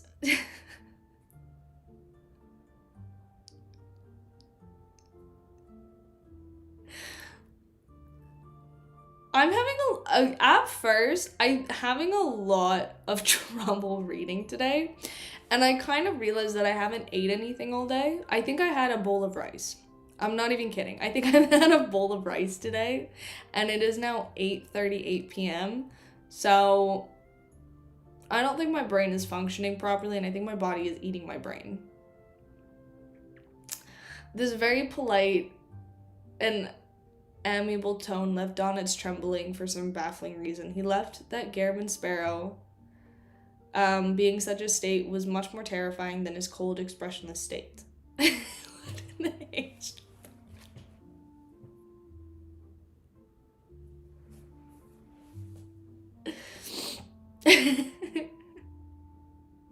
What can I say? Tomorrow's the first of the month. We either eat or we pay for rent. I just happen to pay for rent, so now I get to eat one bowl of rice a day. That's it. Just plain rice. Okay, here's the thing. Do you want to hear something crazy? Do you guys want to hear something crazy? My favorite meal, my all-time favorite meal. I get it every time I order sushi. I get an extra thing of rice, or sometimes I even just make it. But I'll have rice, just plain rice. And then ginger, like fermented ginger, little slices.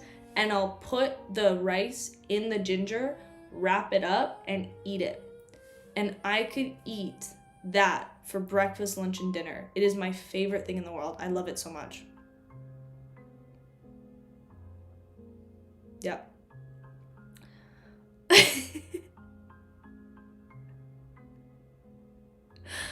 I will never stream drunk. I feel like that is a recipe for disaster if I was to ever actually like do a stream drunk. It would be all over. If you guys think my streams are all over the place now, me with alcohol in my system is a menace to society. It would. Like, I think, here's the thing. You could not get me to say anything. No. And I wouldn't say anything. But here's the thing, like, it'd have to be all hands on deck for clipping videos because there'd be so many. Because I'd be all over the place. And then trying to read. I can barely read sober. Imagine me trying to read drunk.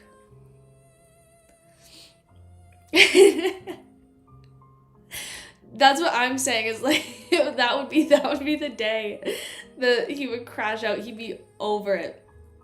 Okay, I can do chapter summaries. So basically chapter summaries is not much even happened in these chapters. Like, to be totally honest, basically we just kind of learned about Klein was chilling with Edwina Edwards and he was chilling with the pirate crew, and then they were trying to find Edwina, and then he found out that they found Edwina, and I don't know why I'm doing this. And then he found out that he found Edwina, and then he went to go find her, and then we found out about her toxic Yuri that she had, and about how the Demoness sect is doing human trafficking, which is no, especially at the end of volume 2.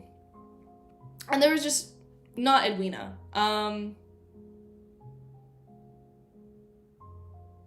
Tracy. Yeah. And that's just kind of basically what happened in these chapters.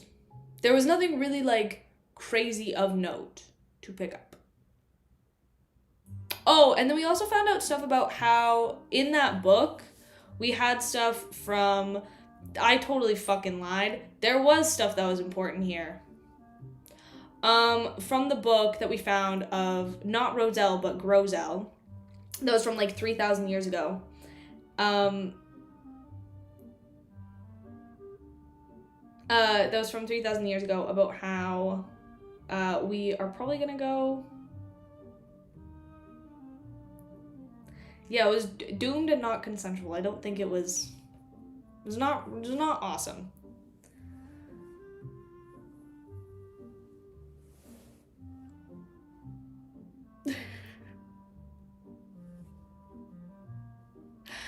Let me finish this chapter. This very polite and amiable tone left Donnet trembling for some baffling reason. He felt the Gairman Sparrow, being in such a state, was much more terrifying than his cold, expressionless state. No, Helen shook her head. The blood of the Sauron family flows in me. I will not bring shame to my family. Besides, Tracy always said that she wouldn't let me be tainted by bloodshed and darkness. All of that would be faced by her. She must have read too many romance novels. Klein took out a gold coin and allowed it to weave between his fingers like it was dancing. He didn't keep it from Helen, and he performed a divination in front of her to confirm that she wasn't lying. The result was that she was rather honest. This is also because he didn't ask in detail about her emotional entanglements with Tracy. Otherwise, she wouldn't have been that honest. Klein secretly reflected and put away the gold coin.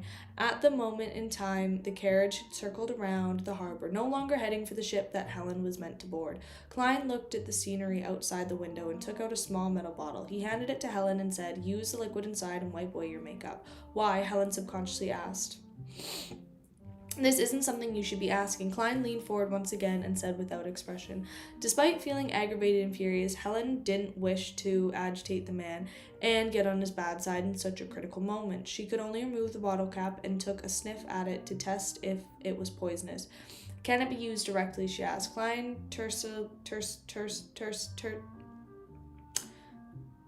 acknowledged in the affirmative. Helen took out the white handkerchief and dabbed it with the bottle's liquid. Then she began wiping her face and quickly cleared away her prior disguise. Her aesthetically pleasing masculinity vanished, and her contour became softer as Helen's original looks were presented before Klein. After careful observation, Klein calmly said, "Take off your hat and let down your hair."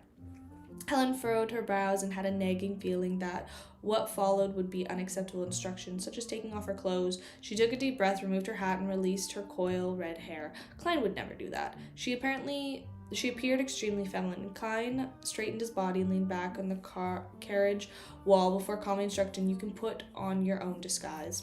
Again. Is he a madman? After all this, he wants me to revert to how I was before. Helen didn't dare to voice her displeasure. After the man would raise unacceptable requests, she hurriedly opened her suitcase and took out the mirror to look at herself. The makeup had been removed so cleanly, she was stunned for a moment before she quickly put on makeup and coiled her hair. Then the carriage came to a stop. She was already looking like a handsome young man. Klein nodded indiscernibly and looked out the window before retracting his gaze. "One last question." "What?" Helen asked nervously. Klein raised his line of sight a little and as his facial muscles moved,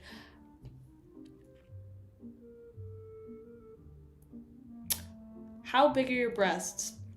Helen was first taken aback before her face flushed red. This wasn't a redness caused by embarrassment, but an anger of wanting to punch the man in the chin. Fair and valid." Klein didn't move his gaze as he calmly added, "It's an academic question."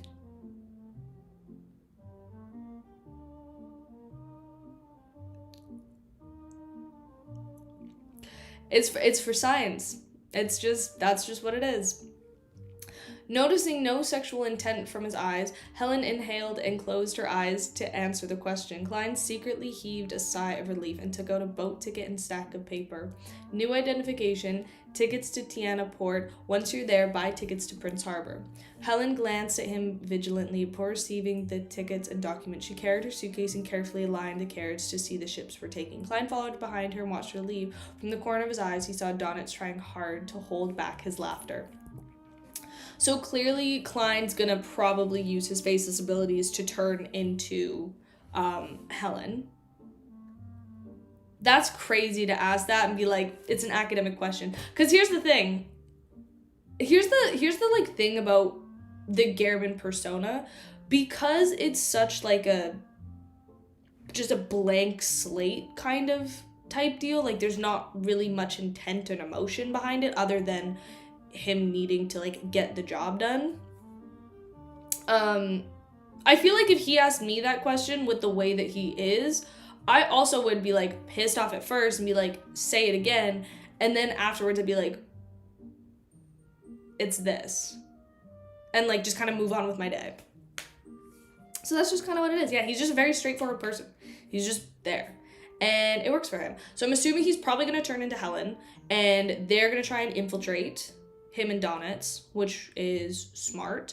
And I'm really excited to see that in the next little bit here, which I think will be an interesting kind of like portion. We're already at chapter 580, which is kind of crazy.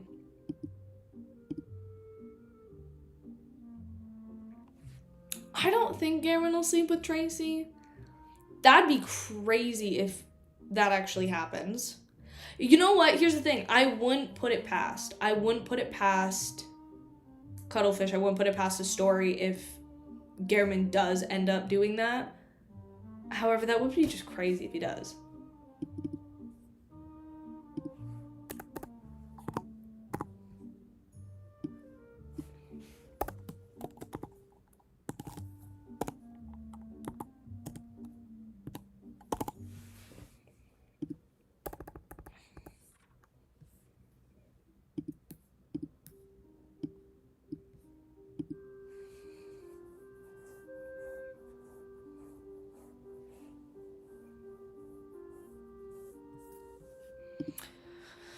I don't know if that would count as a gay experience, because here's the thing. If Klein disguised as Helen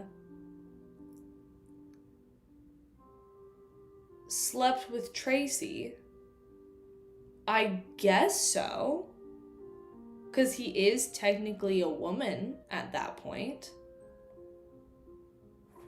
So yeah, I mean, like, I think I think so. I think it would be like physically it's you know, it's a gay experience. It's Yuri. Peak Yuri either way. That's all I'm here for. I'm just here for the peak Yuri. And I know you are too. That's all we need. Chapter 580, Wormtongue. Klein slowly turned his head and shot a glance at Donitz. The pirate with a bounty of 5,500 pounds immediately shut his mouth and clamped up. It was as though nothing had happened. After confirming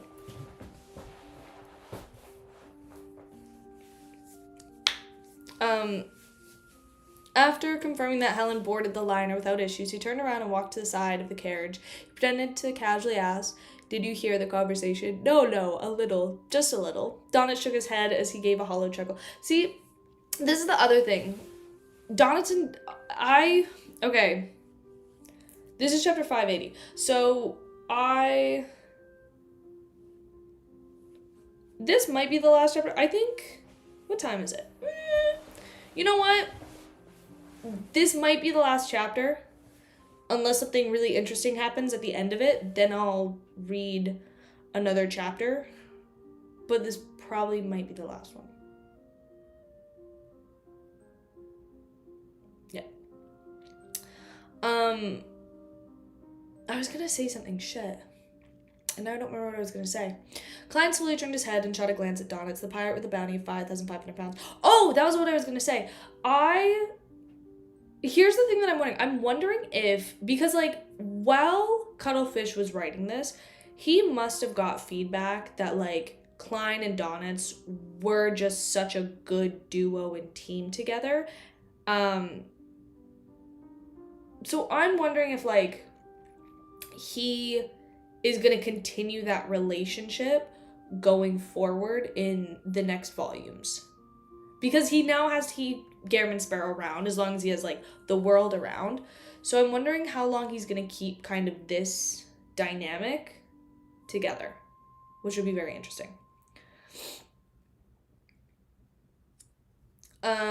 No, just a little. Donitz shook his head as he gave a hollow chuckle. What the hell?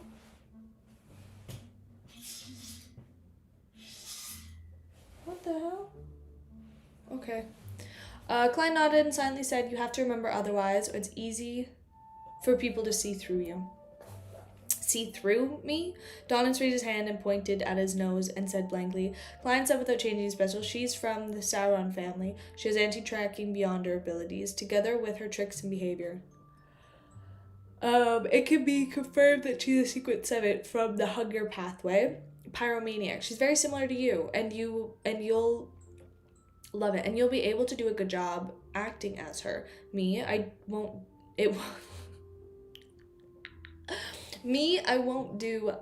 be able to disguise myself like her.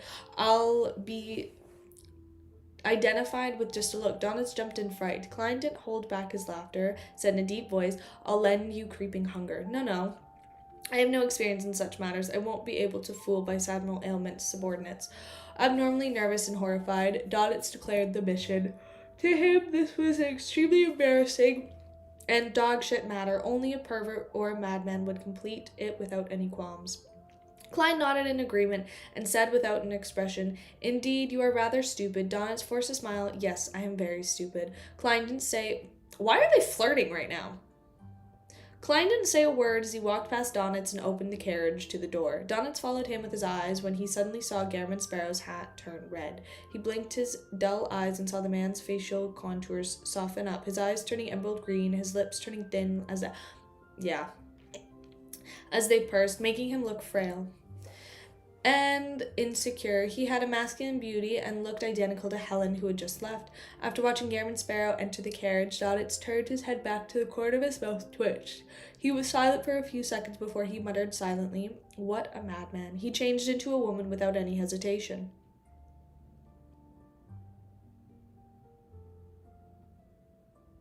It was. Because here's the thing. Sometimes I'll listen to their conversation, I'm like, but why? Like, I know I joke about the yaoi, but I'm like, but why are they actually flirting?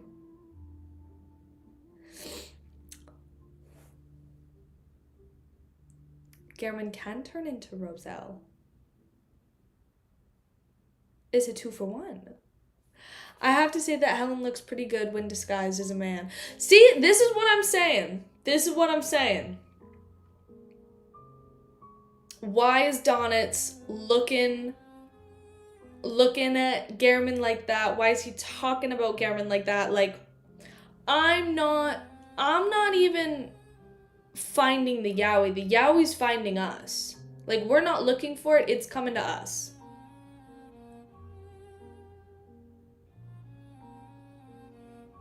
Okay. This beyond our power sure is useful. If I can receive an item like it and figure out what Captain's ideal type is, then I can make a corresponding change and make her fall in love with me. Yeah, I don't think your Captain's the one you want to fall in love with you right now. I'm sure it's his Captain that he's like got the hots for. Yes, I saw the artwork that you saw in the Discord. Don't worry, I saw. But I'm a woman of God. I don't look at that. And you know what? If the homies want to flirt with the homies are going to flirt with the homies.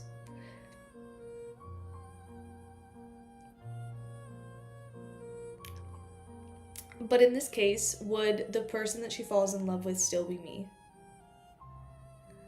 Donitz found himself pondering over philosophical questions until he heard a cough from the carriage behind him. He snapped to his senses and drove the carriage away from the harbor. He planned on making a huge detour before circling back.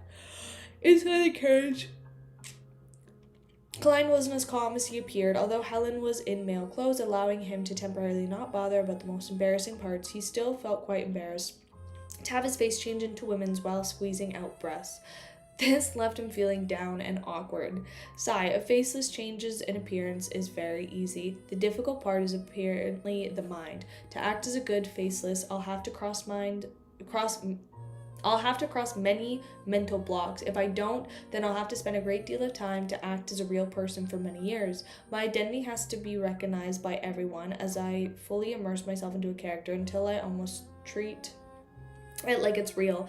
This is more challenging on my bottom line. It's crazy and warped. To speed up my progress, I have to overcome a certain number of obstacles. Klein pulled out the suitcase from under the carriage's seat and rummaged for some clothes before replicating Helen's disguise. He could have gotten Donitz to act as Helen and borrow the mystical item with the faceless beyond a characteristic from Justice for a few days without a problem. However, that meant that there was a high chance of Donitz facing Vice Admiral Ailment Tracy directly. Without the clown's powers, it was almost impossible for him to hide it from her, putting his life in extreme danger. It was impossible for Klein to make others bear such huge risks for his own matters. Therefore, he could only challenge himself to do it himself.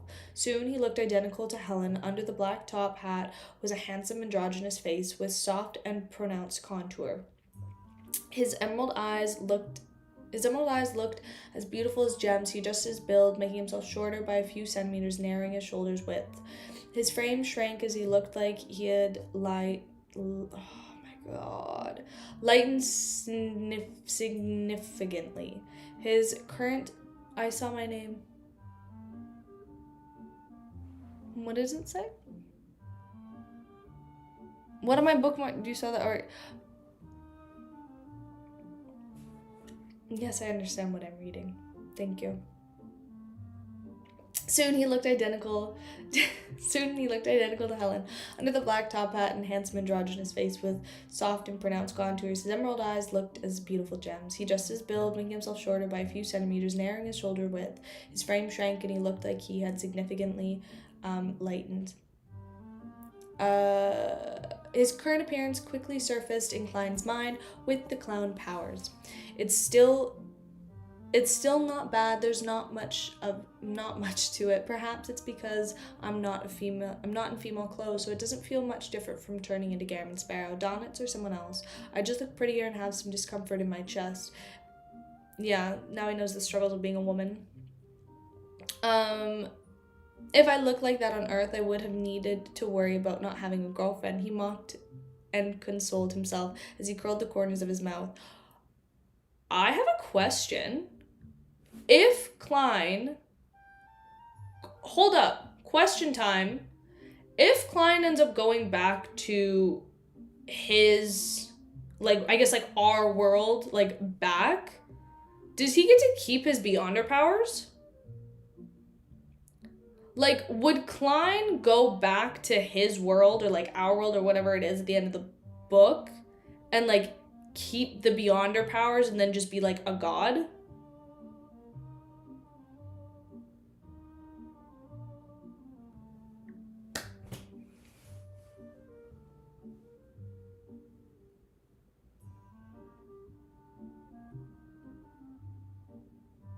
That's what I'm thinking. I feel like I would want him to keep them. That'd be so cool. If I went through the hassle of, like, digesting all these potions and, like, having all these potions, and I went back to, like, the other world, absolutely would I keep these powers. And then the other thing is, like, he would just be a god. Good for him. Dude, on some Light Yagami shit for real.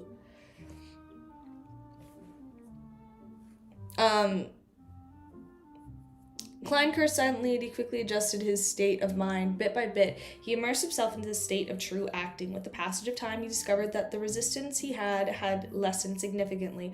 Look at him! Oh my god. Get this man on RuPaul's Drag Race. Following that, he felt relaxed and calm, as though the position had harmonized itself further. Transparent, what's wrong? And that meant that the speed of his digestion would speed up. It's really useful, Klein said silently as he got up. And took 4 steps counterclockwise. He went above the gray fog, once again confirmed the level of danger of his upcoming operation. What do you have stage fright about?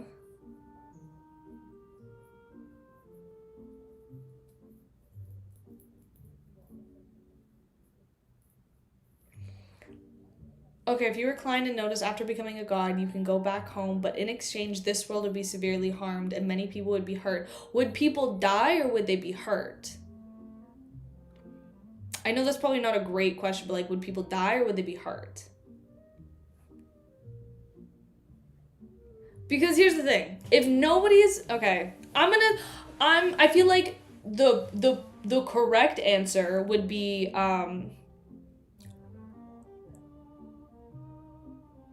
Melissa would die?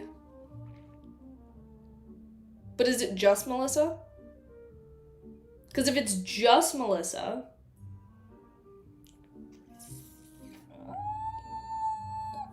I might have to sacrifice her. I don't know. If it was, like, a lot of people were gonna die, no.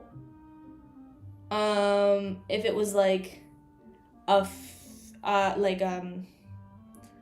it was just gonna be, here's the thing, if Melissa had to die for me to keep my sequence 0 godlike powers, I think I'm letting Melissa die. Sorry. I know that's not the answer people want. That's not the answer people are gonna say. But guess what? You all would do the same. I'm just the only one who has the balls to say it.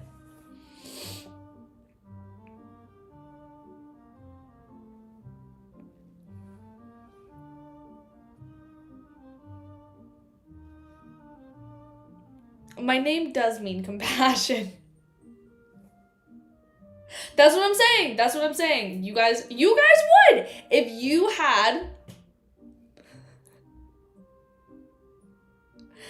that, okay, so that's the thing though, is it's just like, if it's just one person has to die for me to keep my godlike powers.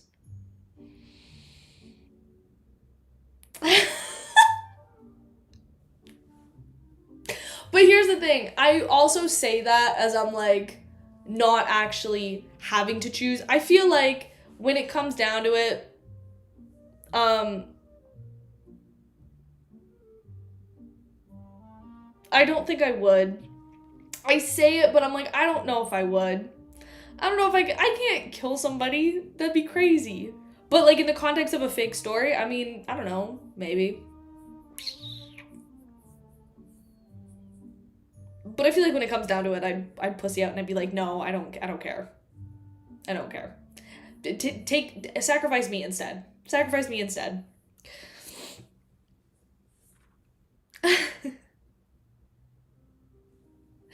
um, Head to Pier 6 at the harbor. Donis didn't find anything amiss, but he suddenly came to the realization after changing directions. He couldn't help but tremble. It's not like the real person. I wouldn't be able to distinguish him if the day comes where he transforms into a captain to fool me. After a while, the carriage rented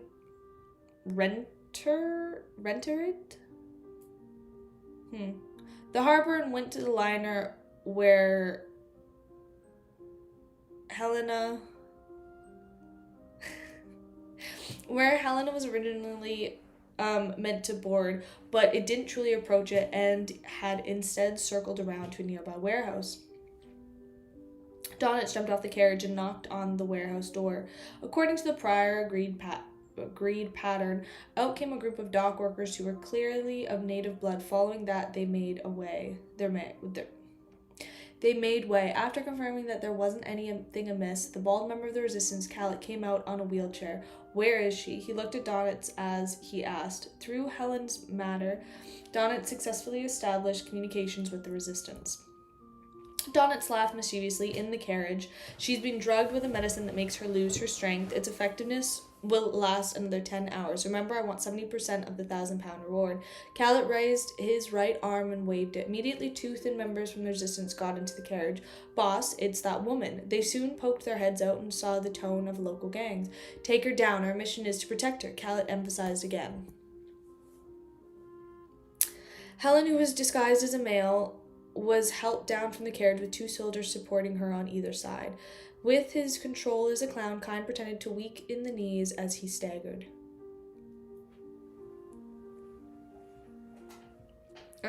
He soon moved to the room among the Bayam populace.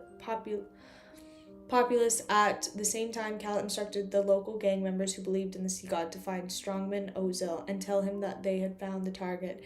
He was to bring 1,000 pounds in exchange for the woman. As for Donis, he had returned to the inn and awaited the news. At noon, Ozil replied saying that he couldn't be sure if the person was the real deal or planned on sending a person over to confirm things. Khaled agreed to his request. Closer to the evening, a figure appeared outside the house. He was a man wearing plantoons and a jacket. He was Lowanese and was dressed in the style of the native. He had short browns and half of his average persons. About half of his average persons.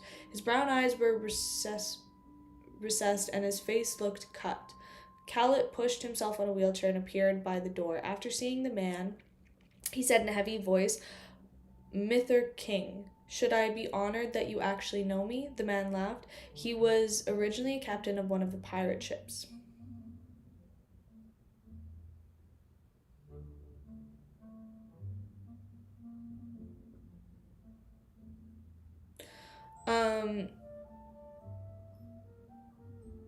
Vice Admiral Hurricane Clang goes after Vice Admiral Ailment. Tracy took over the cruise. He took on the role as third mate of her flagship, the Black Death. His nickname was Wormtongue, with a bounty of 5,400 pounds. No, I'm good.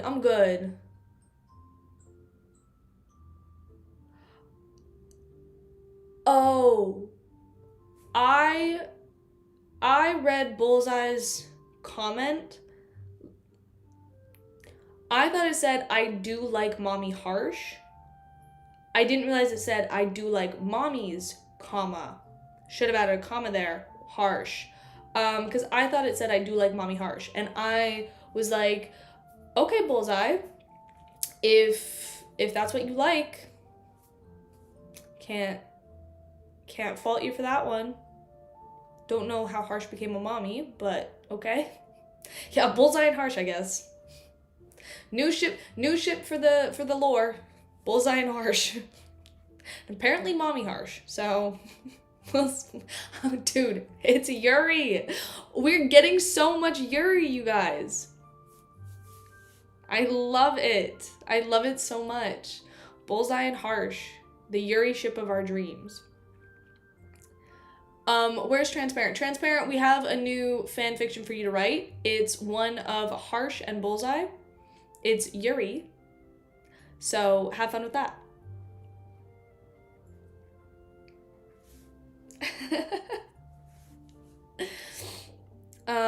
She's been drugged. She doesn't have much strength and hasn't resisted, but since you asked, Khaled lifted his chin into the resistance. Soldier.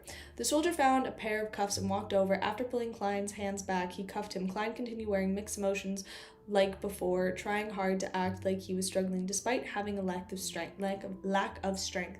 Then another gang member got smarter and wiped his face with a rough towel. Thankfully, most of the makeup on this era isn't waterproof. Klein began changing his face contour as the towel covers his face. Before long, Mither saw Helen's moist face. She looked extraordinarily pale and beautiful in a state. Her emerald green eyes, yeah, so it's like the male version of you can be straight, but the female version of you is in a Yuri, doomed Yuri. We gotta add a little spice. Doomed Yuri relationship with Harsh. You said it, not me.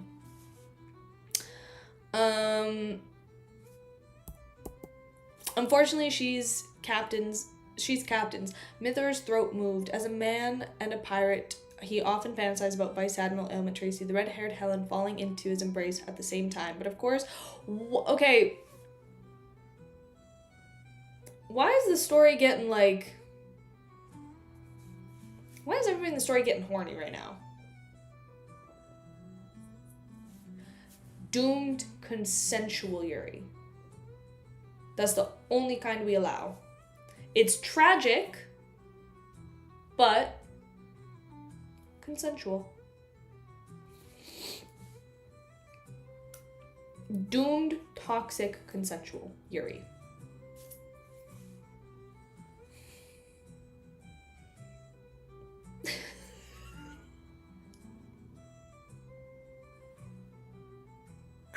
Dude, that's crazy. But I mean, fair. Fair. Are you sure? Are you sure? Bullseye, the way that you so aggressively stated that's a quote for the ages. So somebody quote that. In an instant, he got to know the real man a little deeper. He knew what things he couldn't accept at all.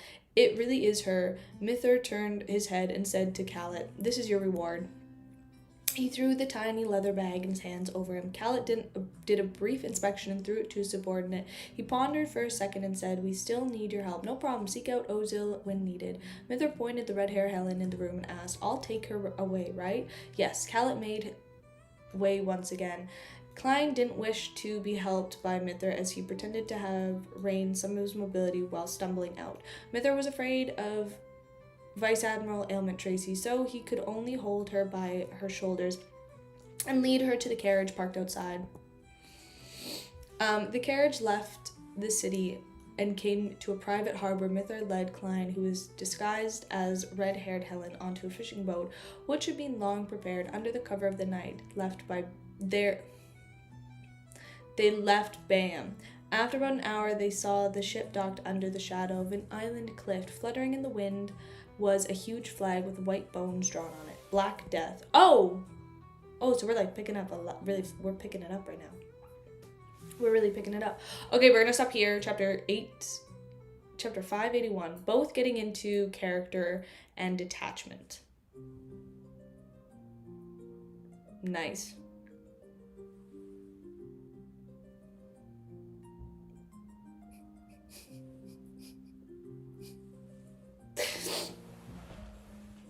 I do really like this volume. I think this volume is so good. I think it's just like okay, here's the thing. I am in like a good flow and like I could read more. I would have no problem with it. But I genuinely think I need to eat something and like not survive just off a bowl of rice and water because I think my brain isn't fully working right now. As we could tell, I could barely speak while reading. So we're just gonna leave it It's my least favorite volume. What? Pause. This is your least favorite volume. How good do the other volumes have to be, like volume 4 to 8, have to be for this to be your least favorite volume?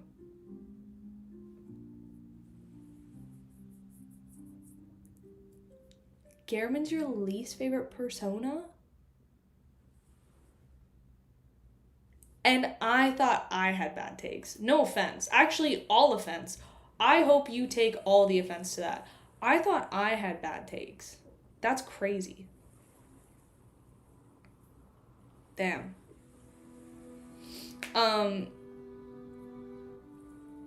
That's crazy. Okay, we're gonna end here though. Thanks guys so much for coming.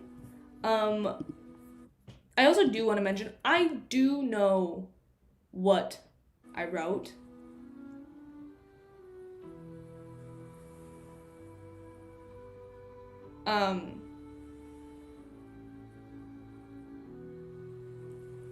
My brain just wasn't working a little bit. I think the lag from the stream is starting to like lag into my brain today. Yeah. So we'll see.